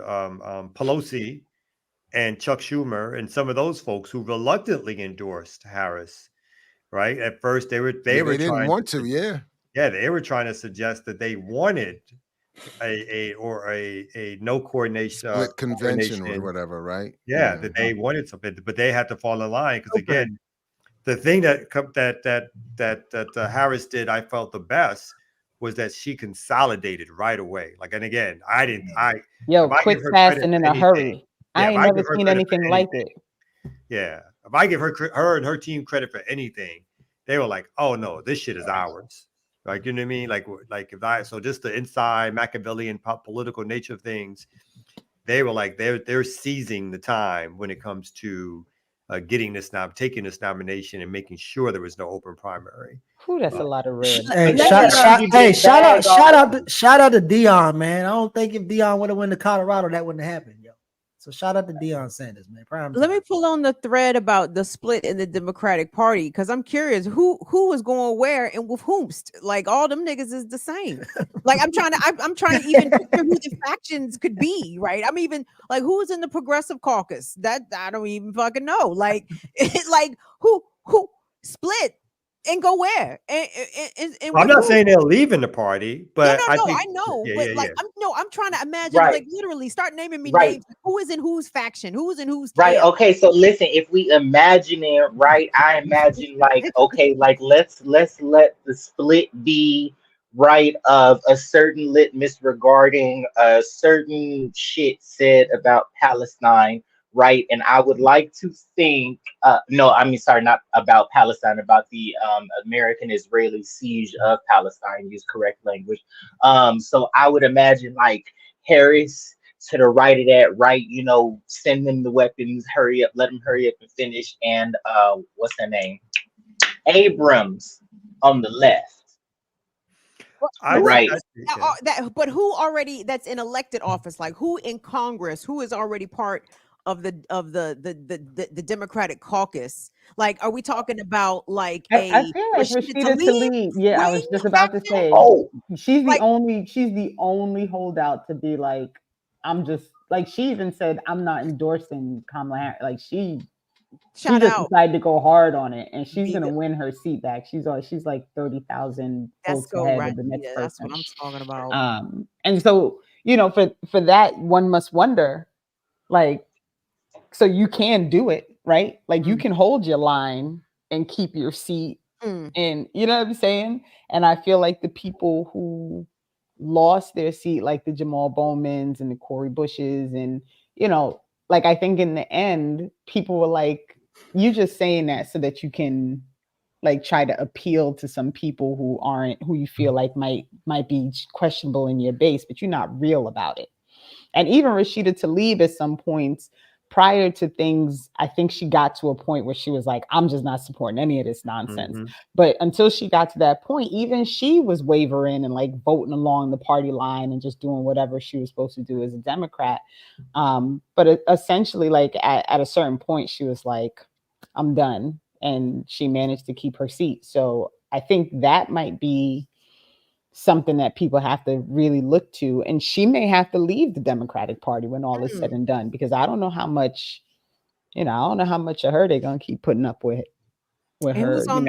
Who's on the opposite side of that? The Jeffries, Hakeem, I see Jeffries, Booker, Jeffries, Pelosi still, Schumer, Sherrod Brown. Somebody just mentioned. Some of these people are not surviving the next go round. Well, that's the thing. Like, there's an old guard that's dying. Jim Clyburn, motherfucking Steny Hoyer, all these niggas is 80 plus. Them niggas ain't making it the next term. I'm sorry. But the younger generation, look what happened to Feinstein. In line, don't they? Don't the younger Democrats all that moderate liberal?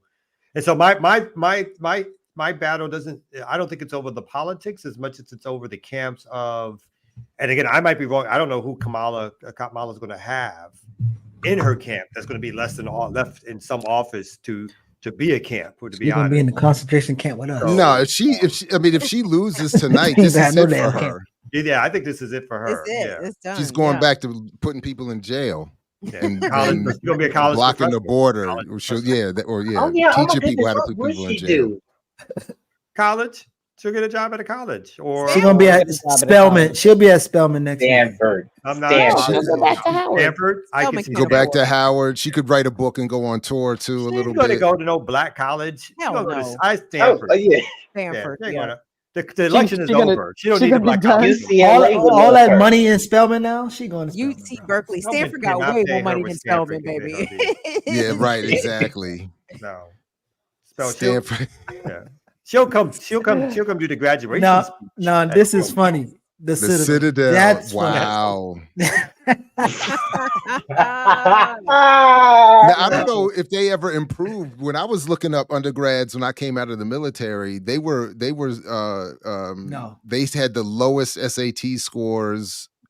It was something like the students that went there had the lowest SAT scores of anybody that went to college, or something crazy like that. They had a very low performing standard there. Same thing. It's right there in the middle of Charleston. Same thing. And the way this is shaping up, I just want to be clear. This is looking like a blowout. So the predictions right now, the Electoral College predictions, is that Trump will get 300 Electoral College seats to her 238. He is now listed as having an 87% chance of victory based on the way things are right now. Wow. 210, 113 right now. That's wild. How and again with the polls, how the fuck they telling us that this thing is up in the air, too close to call, and all the rest of it? Someone in Roland's chat said Kamala in 2028. Nigga, please. Westmore would like a word. Westmore would like a word. Not a West got anything to say about it. Wait, somebody tweeted, I just know the swag surfing then came to a little bit of a halt at Howard right now. Damn, I'm tempted. Like I'm halfway tempted to drive down there. I just want to see it. No, please, The black please. bougie tears. Get some gas. Go get Jared some gas and a you can't designated go down driver. there if you don't. You have to wear a T-shirt with your symbol on it and like a cape. Listen, man. And Oh, then you can go wow. down. And you have to The drape cape. the American flag over you with a cry, and you and just like cry. You will be surrounded by people offering you comfort in terms of your hour of despair. That would be over her loss. hilarious. That would And be you tell them hilarious. your cash app. And you tell them your cash app. Exactly. Van, Get the cash app. Goddess says Van Jones tears loading. Yeah, yeah. So that's man. When is he on CNN next? That's gonna be a cry fest for yeah. sure. When is he on next? 2028. Who are the leading candidates? I think it is Westmore. It is Wes. Although I Wes think and Angela also Brooks. Not that fast. Not that fast. I think the blackness, though, he hasn't shown himself to get beyond his blackness like Obama. So that may be an issue. Man, they might don't go make for the me white find- man. There is Yes, a goddess. Jared. Look this up because you're good at the right. YouTube fingers, or it might be even on TikTok. There's a video of Westmore singing Bob Gavin Marley. Newsom. No way. Yes, yeah. Sing it, Governor. Oh, No way. No way. Was See, singing, I think. that's my marker. Oh my I'm like- God. I did find it. Oh my goodness. You gotta be kidding me. He was outside somewhere, and the Jamaican brother was sicing him up. I'm like, don't sice that nigga up. Stop sicing him up. Why you see West? Oh, wait a minute. What them did the West? What them did you do? What kind of song them did I sing? Oh, this song the West. This is my message to you.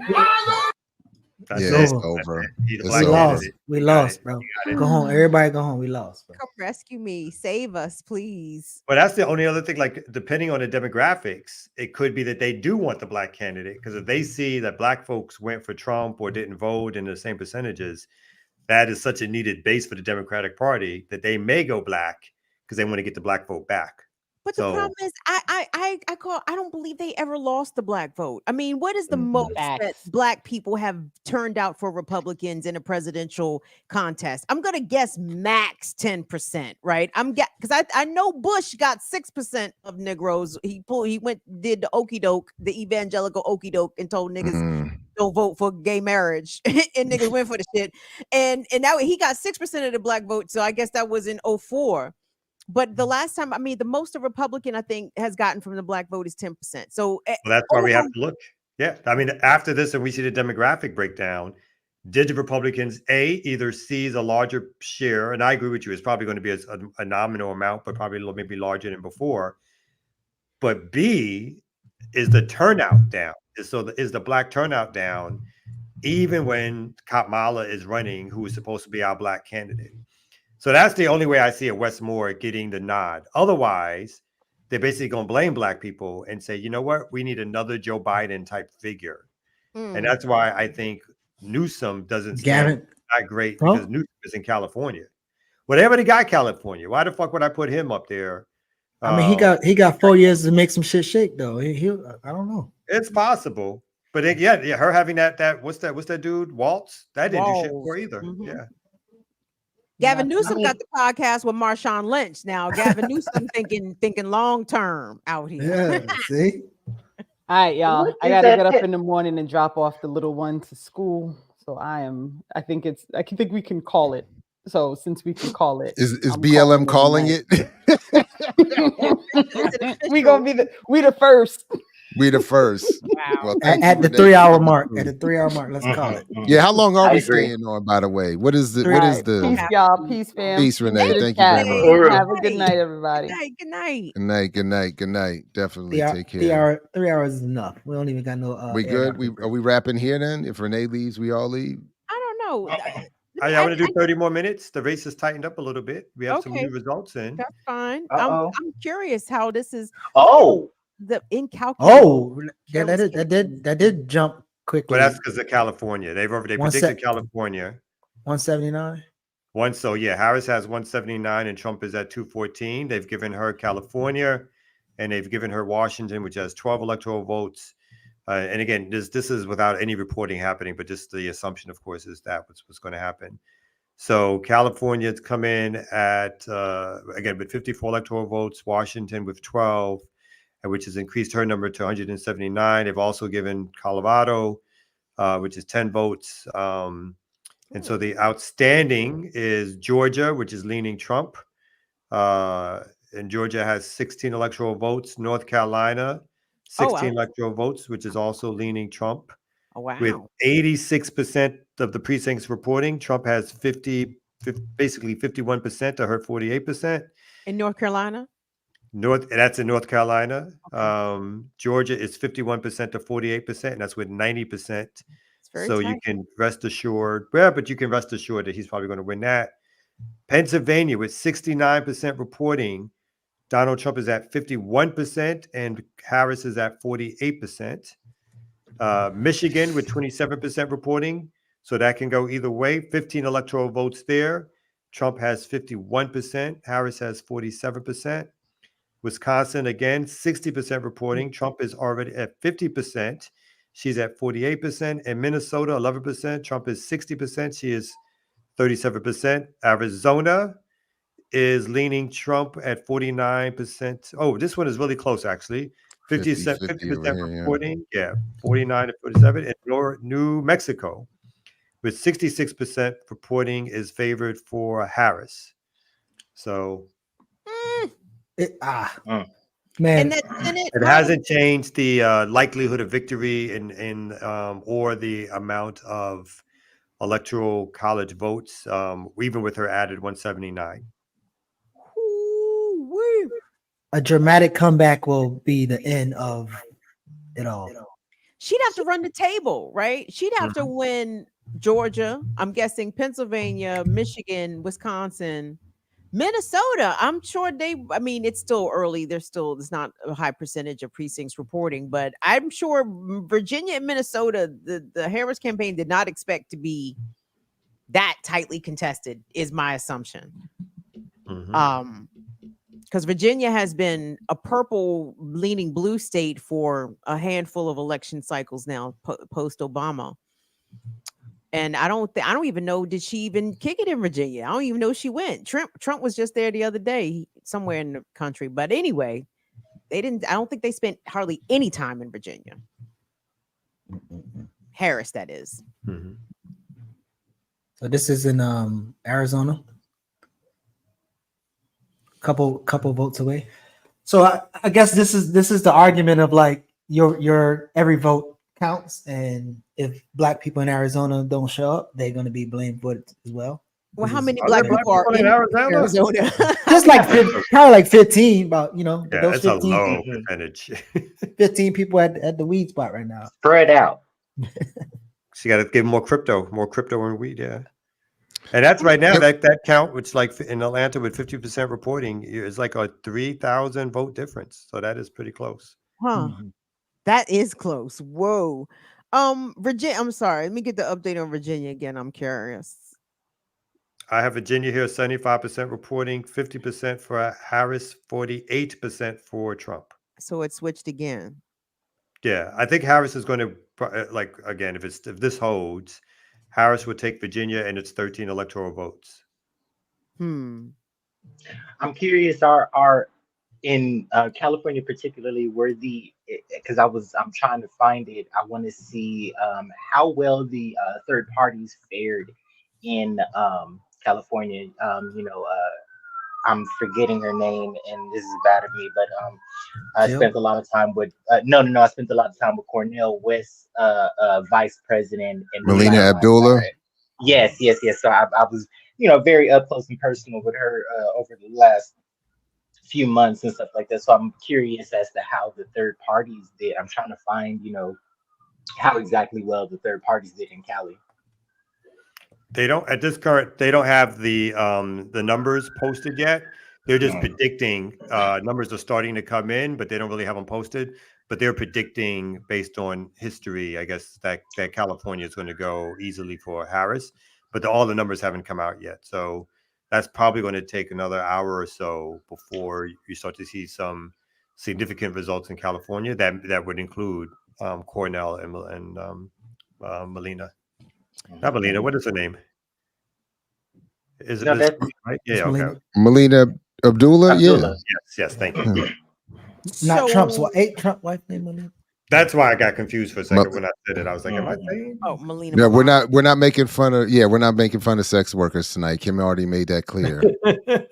Absolutely not. But we do need to ask the questions. Do you think President Trump's going to get asked about the Diddy freak off and him being present?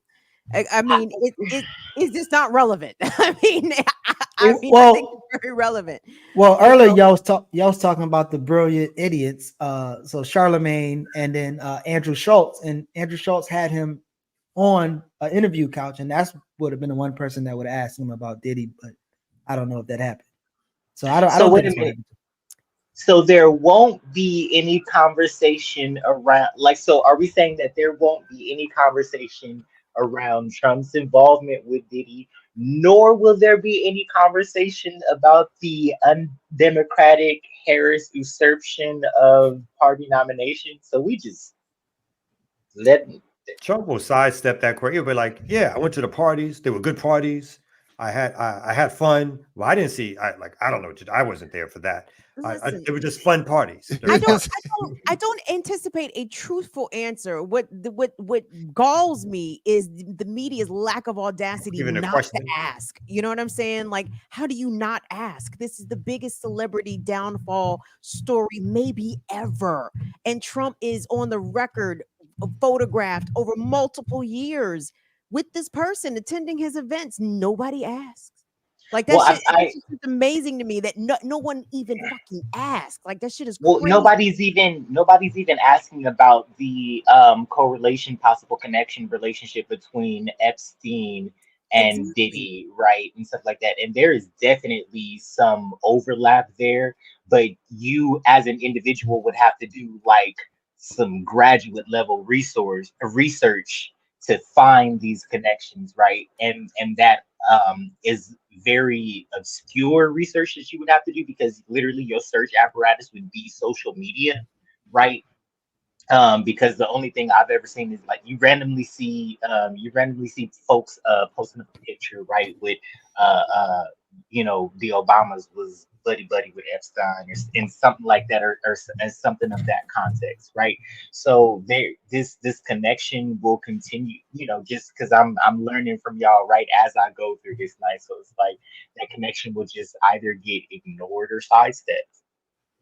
Absolutely, but it just is another way to help illustrate the media's complicity, and number one, how we are in the dystopia, we are in the upside down, right? Like the most obvious things to everybody else, to people that have some modicum of common sense, either are not obvious to those with the platforms or the power, or they are so obvious that they never want to bring attention to them whatsoever, for fear of repercussion or embarrassment or smearing of reputations, whatever. But it's just wild to me that we claim to have a free press and nobody has balls. No one has balls to ask actual questions. That shit, as a journalist in some aspects of my life, like a lot of time I did get in trouble for asking questions. Now, who was I asking? I wasn't asking questions to fucking the president, but I'm asking, like, in the song H to the Izzo, Jay-Z said I was herbing them in the home of the terrapins. Jay-Z, would you mind explaining what do you mean by that? When you said you was homing them in the home of the terrapins, that's Maryland. What are you referring to? And he had to come out and say it. Oh, yeah, I used to hustle in Cambridge. Yeah, nigga, Eastern Shore. You wasn't setting up shop in Baltimore, PG County, nigga. Let's get that shit straight. So, but my point is, it's just wild to me that niggas don't ask questions. Journalists don't ask questions. They stand up there in Corinne Jean-Pierre's face, in the State Department spokesperson's face, and no one asks questions. And Trump, of all niggas, again, someone that is convicted of sexual assault, sexual harassment, Diddy himself under similar allegations. There's a direct connection. Like, it's just wild to me what passes for journalism in this country, and there is no journalism in this country. Right. So, Auntie Kim, I'm thinking about cacophony. Dang, I gotta get all them C words that be using. But your statement just brought up to me. So my thesis for that is like, the mass media institution under capitalism is unfortunately not capable of journalism, right? I believe that the capitalist West has stripped itself of the ability to literally do journalism. Does that make sense? Absolutely. Right? Especially in the context, right, where we have been watching, right, our most colonial supporters, right, literally beheading and castrating and assassinating journalists, right in front of us in mass, right? So not only is the institution and itself being rolled back by just technological advancement, name, image, likeness, we can do all of that, right? But most directly, right, in the most inflamed struggles, right, Western governments are allowing and subsidizing, right, the direct and wanton assassination of journalists, while it's simultaneously there's a better word, while it simultaneously is just, it's very auto-cannibalistic what that does in juxtaposed to journalism, right? There was a study or something released. Jared, you're good at this. I like this. Jared, could you look up Columbia Journalism? I think, is it the CGI, Columbia Journalism something? CGR, Columbia Journalism Review. They released something in the past couple months, a report about more journalists in America came under violence, or people who were recording police via video, right, came under more violence than ever before. I can't remember the specific context of it, but it, to the point that if you think, you think Trump is bringing fascism, it's just gonna get fascisty now. No. It's anybody trying to hold any of the state apparatus, any of the power of the state apparatus, even to account, even just to document, fuck holding them accountable, just even documenting the shit is a dangerous act now. And thank you, Don, for bringing that up. The almost 200 journalists that have been murdered, slaughtered in Gaza. For what? It clearly marked these people are protected under Geneva Conventions. You understand? And Kamala didn't say shit. Now Trump obviously wasn't gonna say shit, but we're supposed to, I guess the Democrat likes to present itself as a bit of a moral authority or a bit of a moral standard, but no, the fascism is here, and the way that the corporate media operates enables that fascism, right? It doesn't challenge any of the blatant corruption or the blatant contradictions that the incestuous relationships between our elected leaders and their lobbyists. That no, there's none of that. Because it's part of it. I mean, that's when the I forgot the name of the show, but the show they do every year, the Journalists Awards, where they make fun of the president. Correspondence dinner, White House Correspondence dinner. Who did they give the award to this year to excellent journalism? An Israeli journalist. In the midst of the genocide of Palestinians, and what Don brought out, the number of Palestinian journalists who were killed. They didn't raise up Palestinian journalists in a war zone, giving the story, dying day after day, literally having their families killed. Literally, that's not what the journalists in Washington lifted up. They lifted up an Israeli journalist and gave that journalist an award for outstanding journalism. And so that's the role of the corporate media. It is to be the propaganda arm of the state. It is to follow the dictates that they get from the State Department. So it is not to question what the United States does, obviously, but it is to reinforce what the United States does as being always good, positive. And if the United States may make some mistakes, but they're only mistakes in pursuit of justice and human rights and truth and democracy. That's what journalism does. And as the better white man than Kamal's white man says, they're the working press. Parenti says they're not free agents. They don't have no objectivity. They're working press. Shout out to Parenti. And I mean, but an Israeli journalist in the midst of a genocide is wild. Jesus, come by here for a minute if you're real. Wild times. That's why we have to de-propagandize and then re-propagandize our folks. And I don't know how many people we have watching right now, but listen, y'all, tomorrow there's 600. There's an elder. You got a black elder around you that's going to be inconsolable that Kamala got to ass whoop like this. Okay. Like, I mean, let's try to show some grace. They're not going to be, it's going to be sad times for some of our folks. So let's try not. I mean, and again, my smirking is not because I was in support of a Trump victory, but if I could have everybody lose somehow, then that would have been a more satisfactory outcome to me. But I'm not upset that Kamala will not be the 47th president. I'm not upset about that at all. But some folks will be, though. How are people standing at these rallies all night? That's the other thing I'm looking at. Is Rolly out there? Is Rolly out there? No, I switched channels. I'm looking at the AP, and they got to split the Trump and the Harris campaign rallies, and so far the Trump, they're more excited. It's looking somber in the Harris side so far. But I'm like, they've been standing out there. Where's the bathroom at? Where's the sofa? You know what I'm saying? Like, it's. When does Kamala concede? Does she concede tonight? Does she wait till the morning? Does she wait till all the votes get counted in Georgia and Pennsylvania? Or does she read the writing on the wall and do the manly thing?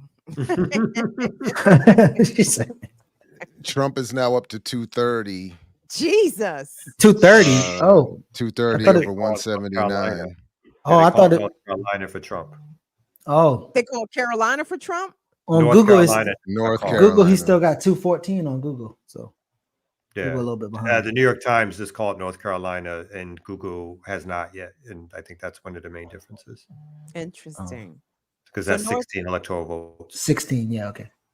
So Trump won North Carolina, but a Democrat won the governorship in North Carolina. Okay, interesting. They were like, we'll do the white Nazi. We're not doing the black Nazi. Our Nazis need to be white in North Carolina. Well, I don't know if Governor-elect Stein is going to qualify as an NAZI, but maybe. No, that's why. That's why they let him win, because the brother was saying he's the black Nazi. They were like, we're not doing that. We need our Nazis white. So we'll vote for Trump. And we can't have. Like, we could touch you that much. You may switch sides in the middle or something. Right. You might come to your senses. We don't know. We'll take. Is Stein an actual Jew? By the way, did they elect a Jew over a black Nazi? That I don't know. I don't know. That's interesting. White enough, though. Hey, listen. Hey. Versus an obvious Negro. Oh no, Stein white enough. Plenty white. Yes. In America. Oh yes. Okay. Yeah. What y'all feeds looking like? I'm not even looking, baby. I don't even care to know. It's niggas can. I wonder what the live stream from Howard University. Where is that live feed from the quad? Where are we? Where is Lift Every Voice and Sing? Are we still Lift Every Voice and singing, even in defeat? They are not. Don't you do that thing where you can location search? I'm curious. Let me see. Is anybody at I know Roland. I thought Roland had somebody at Howard's campus. I thought I saw that earlier. Who, Rock Newman? Let me stop. No, it was a sister. But I haven't seen them go back to that. So maybe it wasn't. So here's the funny thing. Maybe they can take down all the fencing they threw up around the White House, around the vice president's residence. They just shut down road. Businesses boarded up downtown because they was really concerned that shit was going to kick off. But since Trump won, I guess peace will come to the nation. So these are scenes from PBS's coverage of Howard University. So you can. This is Howard University. What will come to the nation is white militias saying we will not be replaced. We will not be replaced. Wait, is this Howard University? Well, they got the faculty outside. What's going on here? It's a little pasty over there. Yeah, it's like, wait a minute. I did what I said I was gonna do on Instagram, and you got to look on Instagram. Literally, go search Howard University on the places. Baby, they outside. Are they? Interesting. Well, it's nice outside tonight in DC. It's 64, very mild for a early November Eve. So I anticipate people would be outside anyway, but and if those are white faculty, they're going to be doubly upset because nobody is more already depressed than white faculty at an HBCU. And if they're already like, what happened to my career? So they're already like, if we can't even get a victory for our president while I'm here, this has got to be like double. Y'all, they had a whole presentation ready. They had the Howard Choir warming up. The Divine Nine was going to do a little step. Wait, that's not Howard, is it? Right there. Wait, what place is this? I don't know. They said at first. They said the YouTube said Howard, but that's a lot of milk. That's a lot of milk. That's a lot of milk. I don't think that's that cereal bowl right there. It's saying it's the election night watch party. No, but what building is that? This is a little bit too much milk. You know, this is White Chocolate City now, everybody. White Chocolate City. Of course, them white folks ain't scared to go to Howard. Exactly. Yeah, I don't for some reason I don't recognize that building though. What building is that? Chad, who's? And I ain't seen no AKAs in there either, so I don't know about that one. That's American University over there. AU. But who goes out there for this? That's wild. So I see. According to the polls, they thought they might have a chance. I see Ole on her Instagram reels saying how important it is to vote. Being an immigrant, she can't vote, and think of immigrants like her in a Trump administration, and then start talking. Wait, now it says, why does their screen say 211 to 153? What was that? Wait, I think that was CNN. They're not calling it as fast as some other places. It's 187 to 230. Yeah, 230. She's up to 187. And then Geechee, I said leave that girl alone. Okay. All right, I'm gonna leave her alone. My bad. She would have to turn. I mean, the Minnesota, Wisconsin, and Michigan are now playing a huge role because those were the states that Biden won. Pennsylvania, it looks like she's going to lose.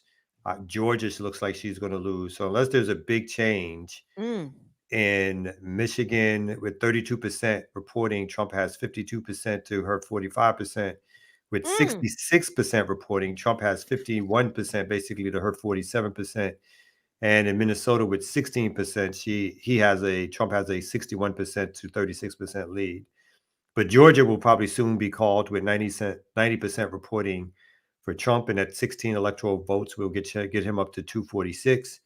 If Pennsylvania holds with 76% reporting, that is he has 51%, so that 19 plus 16 gets to 35, gets him to 265 with those two states.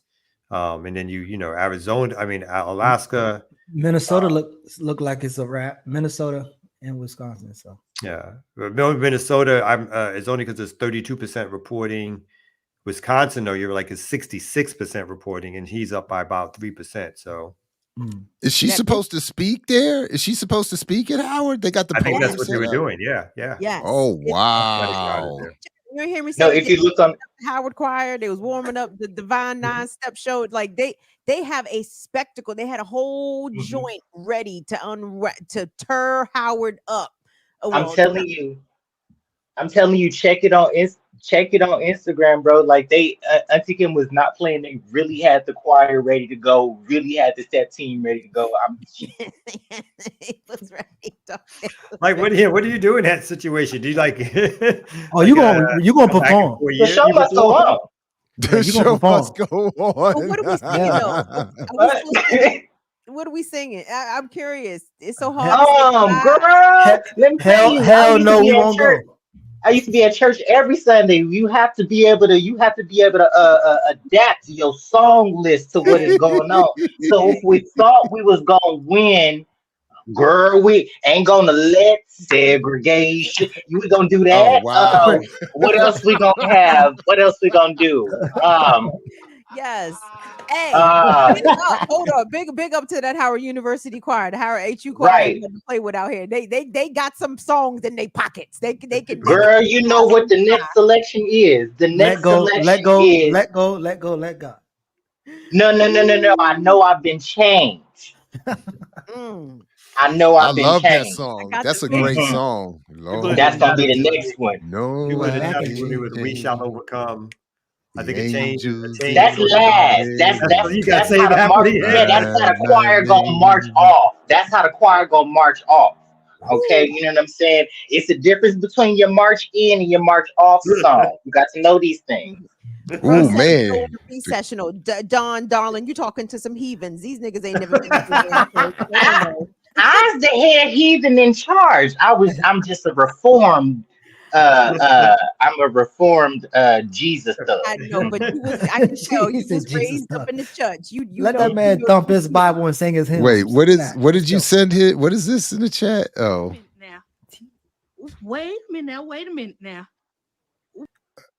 Somebody said, cousins, if she lose, are we going to storm the Capitol? And that was the response. Wait a minute. Wait.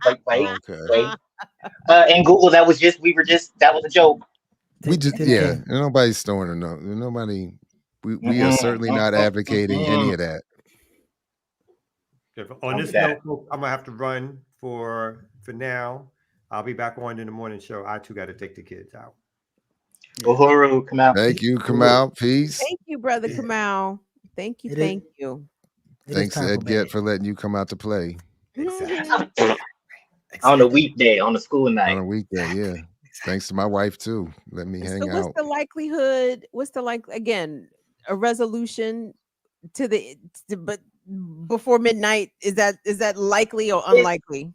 It's looking like this white man didn't win this election. Honestly, what does this do for Trump and his legacy? Like as Teflon Don, right? This nigga got multiple felonies, multiple lawsuits, multiple debts, multiple everything negative that would down.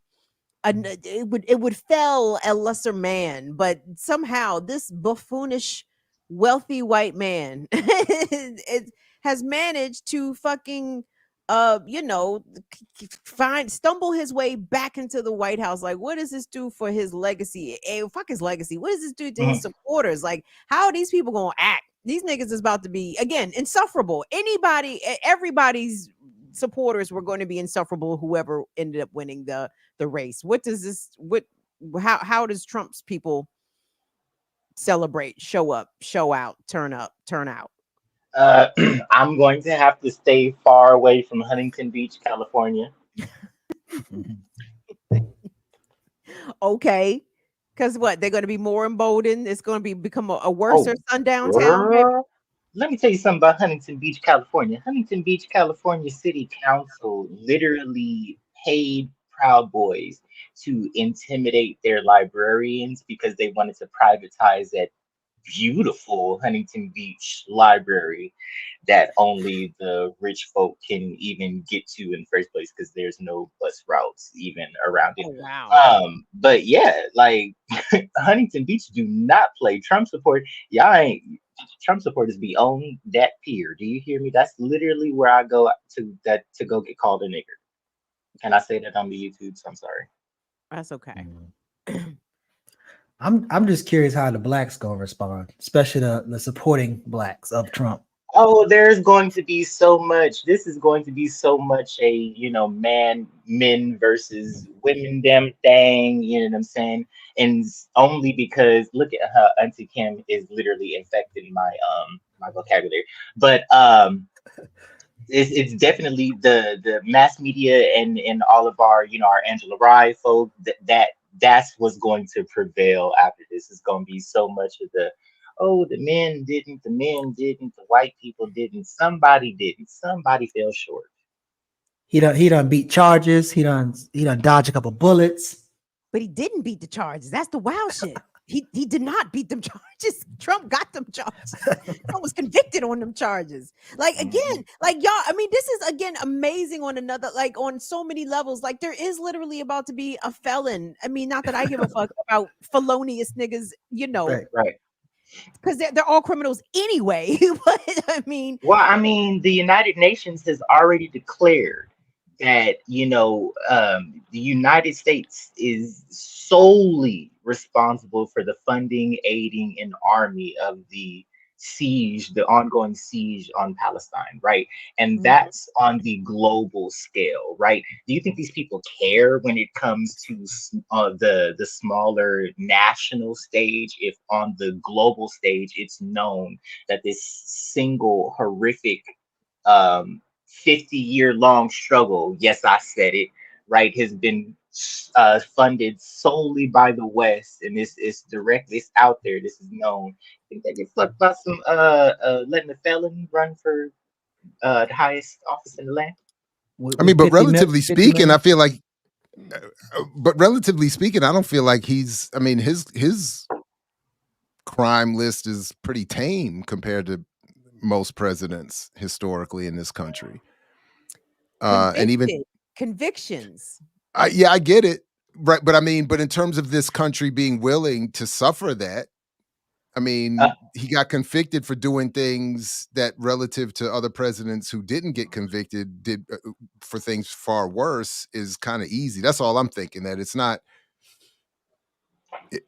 that big a stretch for them to accept someone convicted of a couple little mediocre felonies relative to what they've been happy to allow in that office and the behavior coming out of that office historically. I mean, well, what I will say about the Kamala supporters, they are correct in the sense that let her have come with all the baggage Trump was coming with. There'd been no way she never even made it this far. You know what I'm saying? There's no way a woman would have been able to come with 30-some criminal convictions, multi-million-dollar lawsuit judgments, and all that. And I agree. I mean, because we've got some living war criminals, former presidents, very much amongst us, right? Like, no doubt, other people have done worse, but Trump is singular in his conviction in the courts, right? And again, I guess it's a respectability thing on some level, like the expectation or the moral whatever the fuck, the clean record, I guess at minimum that we expect presidents to have, clean criminal record. But not if these things are no longer consequential. I mean, I guess that's a good thing, right? Hopefully that loosens it up for other people convicted of felonies going forward in the future. You know, Right. I'm Exactly. convicted felons holding office, whatever. But hey, so maybe Trump is doing a good thing. Maybe he's shattering the glass ceiling for felons being elected to the White House. She's up to 192, by the way. And I think they called, is that Minnesota? Just how many electoral votes does Minnesota have, though? I want to say maybe 10, 12. 10. Okay. Virginia. What is Virginia doing? I'm fascinated by this Virginia result. Yeah, she at 50% 0.7. He has 47.7. Oh, okay. She's getting a bigger lead. Okay. And they have 13 electoral votes. And Michigan, what's Michigan looking like? Michigan 52 to 47 for Trump with 37% reporting. And 15 electoral votes. Where were the other Negro strongholds in Michigan besides Detroit? I can't think of any. Is it nigga? I don't think that's. I think that's it. That's it. Dearborn, Inkster. That's all Detroit Metro. But outside of Detroit, it's very, very Trump. Well, I don't know, y'all. Are we going to have a surprise in the morning if we call it now? Are we calling it? Are we? That would be cool because I don't want y'all to be tired for the morning show. Oh, so you know, I don't know I don't know that we can call it, but I think folks will just have to tune back into the Remix Morning Show in the morning to find out who their president is. Right here for the news, not CNN. Exactly. Give us a couple of more Rolly chat comments before we go. All right, so let's see. Or take us live to MSNBC so I can laugh.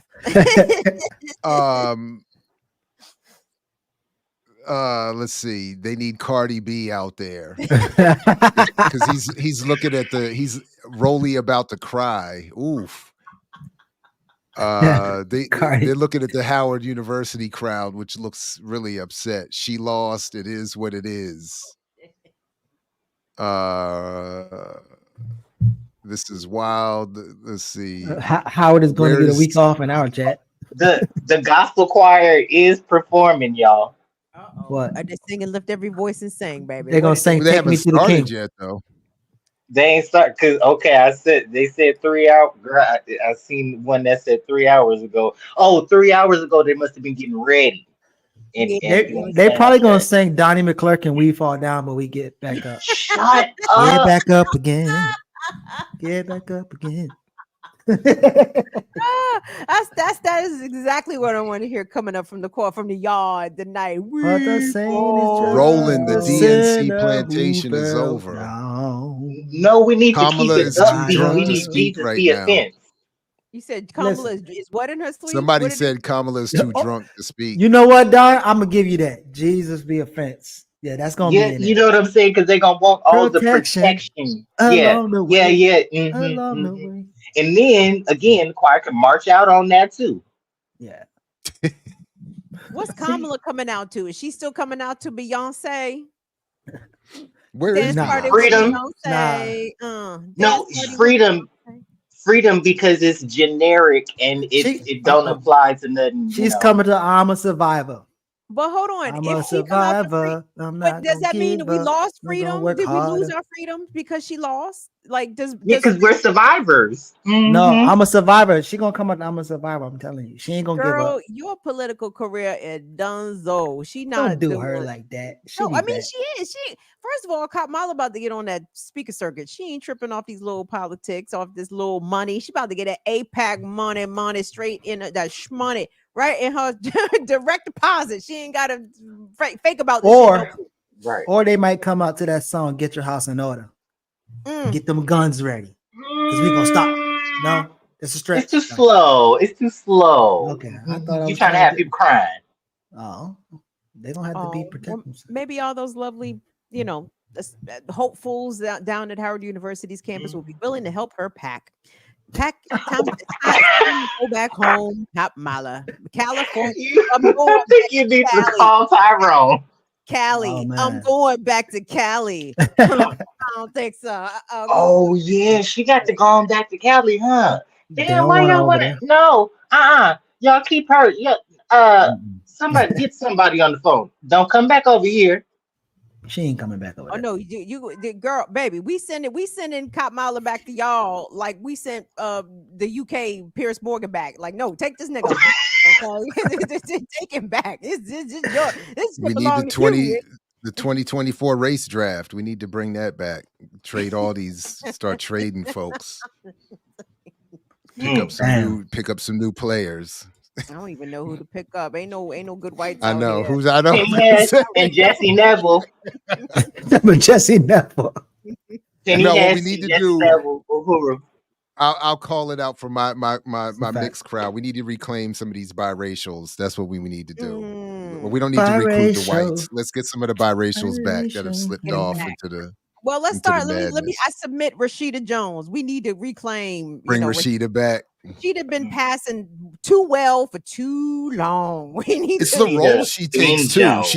She takes very white roles too. Like she takes roles that would never be, there would never be expected to be any drip drop of melanin involved. It's wild. That's passing. Shit. Damn, that's passing. Anyway. Well, y'all, Kamala's she's gonna be a dean up at UCLA. Robert Downey Jr. Is that your race draft? Since we're bringing up biracials back, can we get her back? Who's she voting? So first of all, don't disrespect the mixed race community by claiming this woman is part of us. She is not part. A white woman passing as black or performing black is not mixed. Transracial. All right. Well, I think we should get her back, man. She might have voted for Jill Stein, so I don't know. I think she with it, and she changed her name Diallo too. Rachel Diallo, she with us. She did. To your point, y'all, bruv, Diallo Kenyatta said that she had to drop her slave name. I said that's the funniest shit I ever heard. Rachel Dolezal had to take off her slave name. That's how committed she is. Hey man, African Senate community. That's how the African Senate community move. They respect you for that.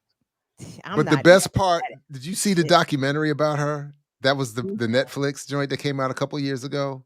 Mm-hmm. It was sad because the seeing the kid on there was sad because it was that one scene where he says, if she would just stop doing this, it all goes away. Like all of these problems go away if she would just stop. But the one when her family, her parents was on there or something like that. Mm-hmm. Yeah, but the funniest part for me was when they were talking about how she met her husband at Howard, and how she was rocking all of the dashikis and whatnot, and initially apparently he didn't want her. And I was like, yeah, because he didn't go to Howard to get the white girl with the dashiki. He didn't want the dashiki at all, especially not the white girl with the dashiki. But anyway, it was I just thought that was funny. But no, she's not mixed. 205 to 230. That's a jump. 205 to 230. Is it closing? I was about to tell people to check on they frats and they sorors. Y'all check on y'all people out here. They might be hurt. Nevada hasn't. What did it though? Nevada. So what's left? Well, Nevada hasn't got the data in yet. Arizona is still pretty much tied. Donald Trump 49.8 and Kamala 49.4. You got Minnesota still at 51% reporting. And they're saying she won Virginia. Yeah. Okay. I was going to ask what Virginia got that 13. Up. Yeah. And then she won Virginia. Something else. She must have won Virginia and something else. What else? Virginia. What else came through for her? Oregon came through for her too with 8. And then Washington. She got Washington State 12. No. So what's left? What is her pathway to win? Georgia at 91% reporting, and she's down 48 to 51. You have Maine up here. She's down 41 to, or 46 to 51 with 27 reporting. I mean, it's not really out of the woods right now. So Pennsylvania, Michigan, and Wisconsin are the big outliers, right? Are the big ones that are. Well, I know Georgia has not been called, but still, Trump seems to have a significant enough lead with, a majority of the precincts reporting. So it looks like Georgia will be for him. But oh man, so what? Kamala is not going to lose. Oh no! Now I'm disappointed.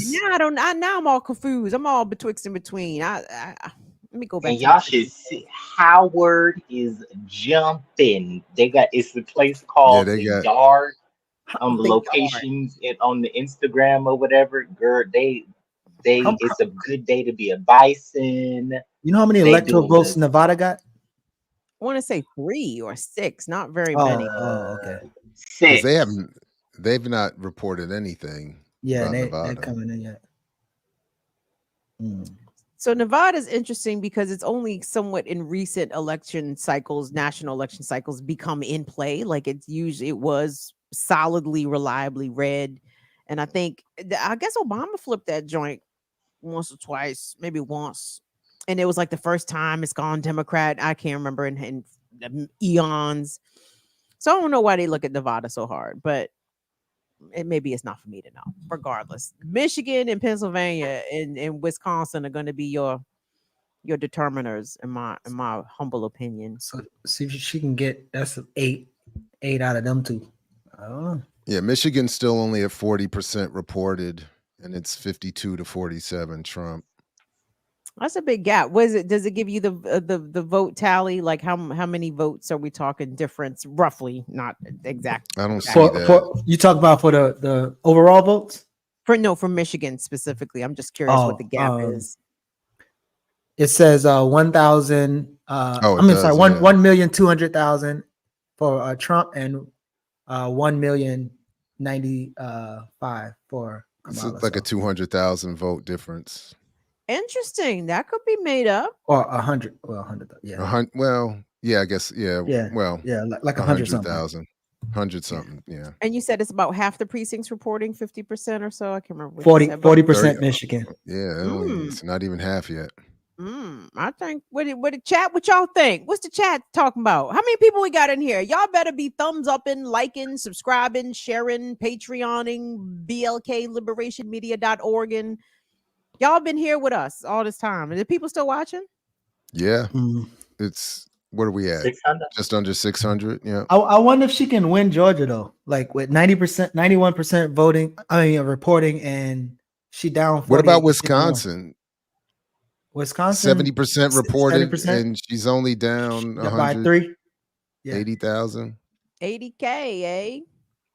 Well, So what she have might- I wonder if the population centers, have they reported? The Madisons, the Green Bays. What else they got? Milwaukee, Wisconsin. Population centers. You know what I'm saying? I don't know. No, I don't mean no one. You know, the whole time I heard, especially in Atlanta, they was gonna be sending DJs out to the voting polls. So I don't know if they're doing that in other cities. They sent the Avengers in Pennsylvania. They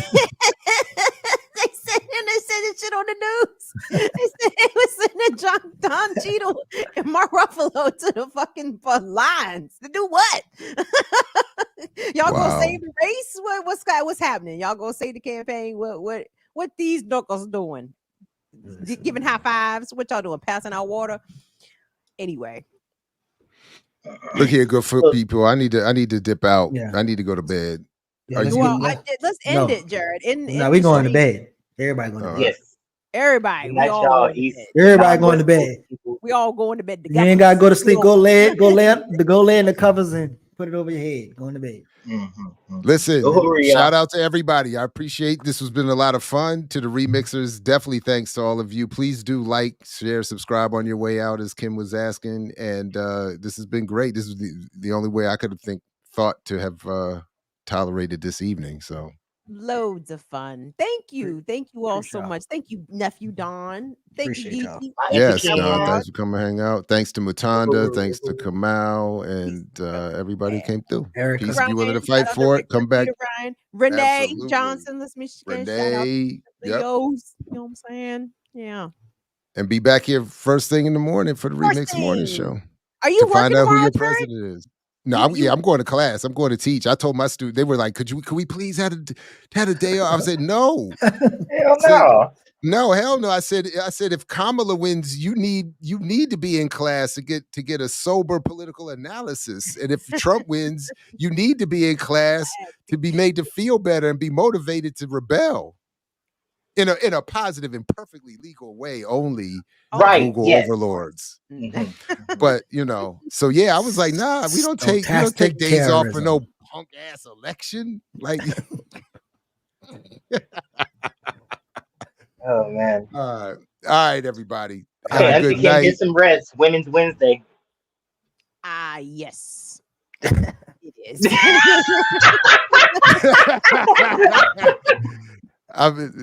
Kim might be a few minutes late tomorrow morning. Might just be a few minutes late. Just like, it is Wednesday. That is right, Dawn. My baby. I'm sorry, Auntie. You're fine, baby. You are good. Oh, Thank man. you so much. Good night, y'all. Jared, Good end night, the everybody. stream. Okay. All right, wait, I'm ending it. Good night.